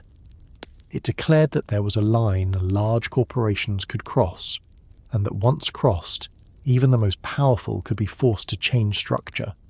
Standard Oil had been the great symbol of trust power. Its dissolution sent a message. The message was not that monopoly power was over. It was not. The message was that monopoly power had become a permanent subject of public law. That was a major shift. The country had stopped treating the industrial giants as private marvels and started treating them as public problems. American tobacco was also broken apart in 1911. Other antitrust actions followed in different forms. US Steel, the giant Morgan had created from Carnegie's empire and other companies, faced government scrutiny, but was not broken up by the Supreme Court in 1920. That outcome showed the limits and uncertainties of antitrust law. Not every large corporation would be treated the same way. Not every combination could be easily undone. The courts had to decide not simply whether a company was big, but whether its behaviour violated the law. That left room for argument, and big corporations were very good at argument. Woodrow Wilson later pushed further with the Clayton Antitrust Act of 1914 and the creation of the Federal Trade Commission. The Clayton Act tried to strengthen antitrust law by addressing specific practices such as certain price discrimination, exclusive dealing, tying arrangements, and mergers that substantially lessened competition. It also included language meant to protect labour unions from being treated simply as illegal combinations in restraint of trade. The Federal Trade Commission was created to investigate and police unfair methods of competition. Again, none of this solved everything, but it showed that the federal government was building tools to supervise a corporate economy that had outgrown 19th century assumptions. This is one of the central transformations of the whole story. The rise of monopoly helped create a stronger federal government. The irony is enormous. Many of the great businessmen preferred limited interference, but the scale of what they built made non-interference harder to sustain. National corporations created national problems. National problems required national law. A small town could not regulate Standard Oil. A single state could not fully control interstate railroads. A farmers' county meeting could not discipline Morgan's banking network. If democratic control was going to mean anything in the age of national markets, the federal government had to become more active. Not everyone welcomed that. Many business leaders warned that excessive regulation would punish success, frighten investment, and interfere with efficiency. Some sincerely believed that government officials did not understand industry well enough to manage it. They were not always wrong about the risk of clumsy regulation.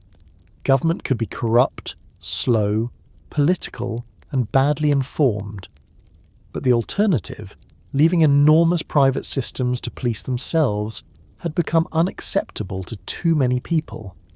The public had seen what self-policing looked like when rebates stayed secret. Meatpacking plants stayed filthy, workers stayed unprotected, and trusts kept growing. A government can fail. A private empire can fail the public too. The early 20th century was, in part, America trying to decide which failure it feared more. The labour question remained unresolved. Antitrust could break a trust, but it did not automatically give a worker an 8-hour day, a safe workplace, or a living wage. Regulation could inspect meat, but not necessarily protect the immigrant labourer from exhaustion. Railroad rate laws could help shippers, but not always brakemen. Progressive reformers sometimes cared deeply about labour, and sometimes cared more about order, efficiency, and middle-class fears than worker power. This created tension within reform. A law could restrain a corporation as a market actor while leaving its authority over employees largely intact. Workers still had to organise, strike, vote, and fight for specific protections. Farmers also continued struggling with credit, prices, transportation, and debt. Populism as a party movement had faded after the 1890s, but many of its ideas lived on. Regulation of railroads, income taxation, direct election of senators, monetary reform, and suspicion of concentrated financial power all shaped later politics. The 16th Amendment, ratified in 1913, allowed a federal income tax, giving the national government a new way to raise revenue that could fall more heavily on higher incomes. The 17th Amendment, also ratified in 1913, provided for direct election of US senators, a reform aimed partly at reducing the influence of state legislatures that were often seen as vulnerable to corporate control. These changes were not only about monopolies, but they belonged to the same atmosphere of distrust toward concentrated power. J.P. Morgan's role in the Panic of 1907 also helped push financial reform. When one private banker had to organize the rescue of the system, many Americans realized that the nation lacked a public institution capable of managing financial panic. The Federal Reserve Act of 1913 created the Federal Reserve System, meant to provide a more elastic currency, supervise parts of the banking system, and act as a stabilizing force in crises. It did not remove Wall Street's influence, and it did not prevent all future panics or depressions, but it marked another step away from reliance on private financial rescue. Morgan had shown both the usefulness and the danger of concentrated financial authority. The Federal Reserve was, in part, a response to the question his power had raised. By the time these reforms were underway, the original giants were passing from the scene. Vanderbilt had died in 1877. Carnegie sold his steel empire in 1901 and devoted himself to philanthropy. Rockefeller lived long into the 20th century, giving away huge sums while his public reputation remained divided. Morgan died in 1913, the same year the Federal Reserve Act passed. The men themselves became older, softer in photographs, surrounded by libraries, charities, estates, collections, and heirs. But the world they helped build did not retire. Corporate power remained. Large-scale industry remained. Finance remained. The question of who was really in charge did not disappear. It simply changed clothing. And that is where this history becomes uncomfortable in a lasting way. America did not reject big business. It could not. The country depended on it. Railroads, steel, oil, banks, factories, and national distribution systems had become part of modern life. The goal for most reformers was not to return to a nation of tiny isolated producers and local markets. That world was already gone in many places, and in some ways people did not want it back. They wanted the benefits of scale without the abuses of monopoly. They wanted cheap goods without crushed competitors. They wanted efficient railroads without discriminatory rates. They wanted strong banks without private domination of public credit. They wanted factories and wages without broken bodies and powerless workers. They wanted modern life without surrendering democracy to the men who financed it. That desire was reasonable. It was also difficult. Every generation since has struggled with some version of it. The names change. The industries change. Oil gives way to electricity, automobiles, telecommunications, computing, finance, retail chains, platforms, data, and systems that would have been impossible for Rockefeller or Morgan to imagine. But the question remains recognizable. When a few companies control something essential, how much freedom do customers really have? When employers become large enough to shape entire regions of work, how much bargaining power does one worker possess? When money flows through institutions too complicated for ordinary citizens to understand, how can democracy supervise it? When convenience depends on concentration, what hidden price are people paying? The Gilded Age did not answer those questions once and for all. It forced America to admit they existed. That may be its most important legacy. Before the rise of monopolies, Americans could more easily imagine economic power as local, personal, and visible. A landlord, a merchant, a banker, a mill owner, a railroad agent. After the rise of monopolies, power became national, corporate, legal, financial, and often invisible. It moved through rates, contracts, holding companies, stock ownership, credit arrangements, patents, mergers, and political influence. The public had to learn a new kind of suspicion, not paranoia, but literacy. The ability to ask who benefits, who controls the route, who sets the terms, who writes the contract, who owns the company that owns the company, who pays for the campaign, who disappears when prices fall, and who is left when competition ends.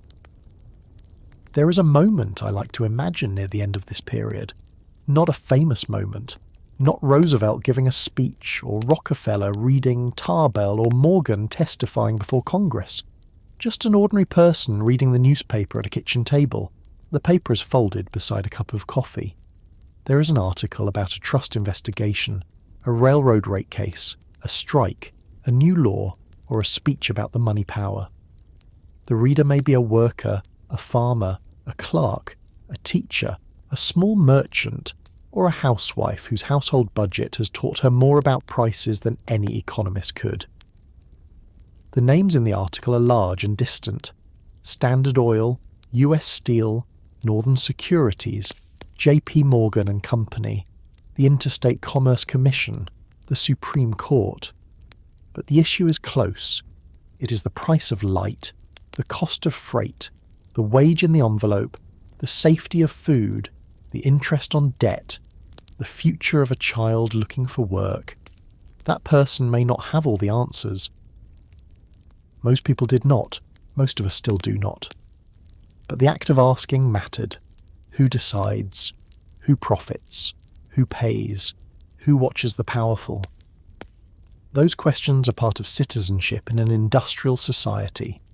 They are not distractions from democracy. They are democracy trying to keep up with the economy. And what became of the men themselves in public memory? Vanderbilt became the rough old Commodore, a symbol of transportation power and hard fortune-making. Rockefeller became the oil monarch, the careful monopolist, the philanthropist with a shadow behind every gift. Carnegie became the steel king who built libraries after breaking labour's power at Homestead, a man who preached the duty of wealth while his mills consumed the hours of other men. Morgan became the banker of bankers, the private stabiliser whose authority made people grateful and uneasy at the same time. None of them can be reduced to one sentence without losing the truth. They built, they controlled, they organised. They gave, they crushed, they modernised, they frightened. They left behind institutions meant to serve the public and corporate habits that still challenge it. The phrase, "the men who owned America," is not legally exact. They didn't own every farm, every road, every home, every vote, every law. But they owned enough of the roots, materials, money and industrial systems that many Americans felt ownership pressing down on them. They showed that control over necessities could become a kind of rule. Not rule by crown or uniform, but rule by rate, wage, price, credit, contract, merger, and market share. That was new enough to disturb the country and familiar enough that we still understand it. So when America finally asked who was really in charge, it was not asking a simple question with a simple answer. The president was in charge of some things, Congress was in charge of some things, courts were in charge of some things. Voters were in charge when they could organise, understand and act. But corporations were in charge of many practical pathways through daily life.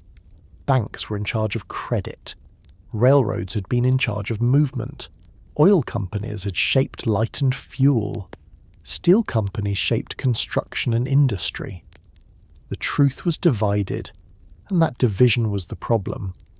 Power had spread into forms the old republic had not fully expected. The reforms of the progressive era did not end concentrated wealth. They did not make American capitalism gentle. They did not prevent later monopolies, later crashes, later abuses, or later arguments over regulation. But they changed the rules of the conversation. After the trustbusters, the muckrakers, the labour struggles, the farmer movements, and the new federal laws, big business could no longer claim that size was purely private. It had to answer, at least sometimes, to public authority. It had to defend itself in hearings, courts, newspapers, elections and investigations. That was not everything, but it was not nothing. And maybe that is the place to leave this story for tonight, not with the image of one man sitting on top of the country, because no one man ever did, but with the image of a nation learning to look upward and ask harder questions. The rail line cutting across the field, the refinery lamp burning on the table, the steel beam rising over a city street, the banker's door closing before a meeting, the worker opening a pay envelope, the farmer reading a freight bill, the small competitor taking down his sign, the reformer marking a passage in a report, the voter standing in a booth, trying to decide which candidate might actually do something about power that did not appear on the ballot by name. That is the story these men left behind. Not only a story of wealth, but a story of scale. Not only a story of greed, but a story of systems. Not only a story of progress, but a story of the price attached to progress when the people paying it are not always the people celebrating it. America became richer, stronger, faster, brighter, and more connected. It also became less certain that freedom could survive on old assumptions alone. The country had to learn that democracy is not protected only by voting against kings. It also has to watch the quiet rooms where contracts are signed, the companies large enough to set the terms, and the fortunes powerful enough to make private decisions feel like public law. And somewhere in that lesson, Rockefeller's lamp is still burning, Vanderbilt's train is still moving, Carnegie's steel is still holding weight, and Morgan's shadow still falls across the table where money decides what can be built next.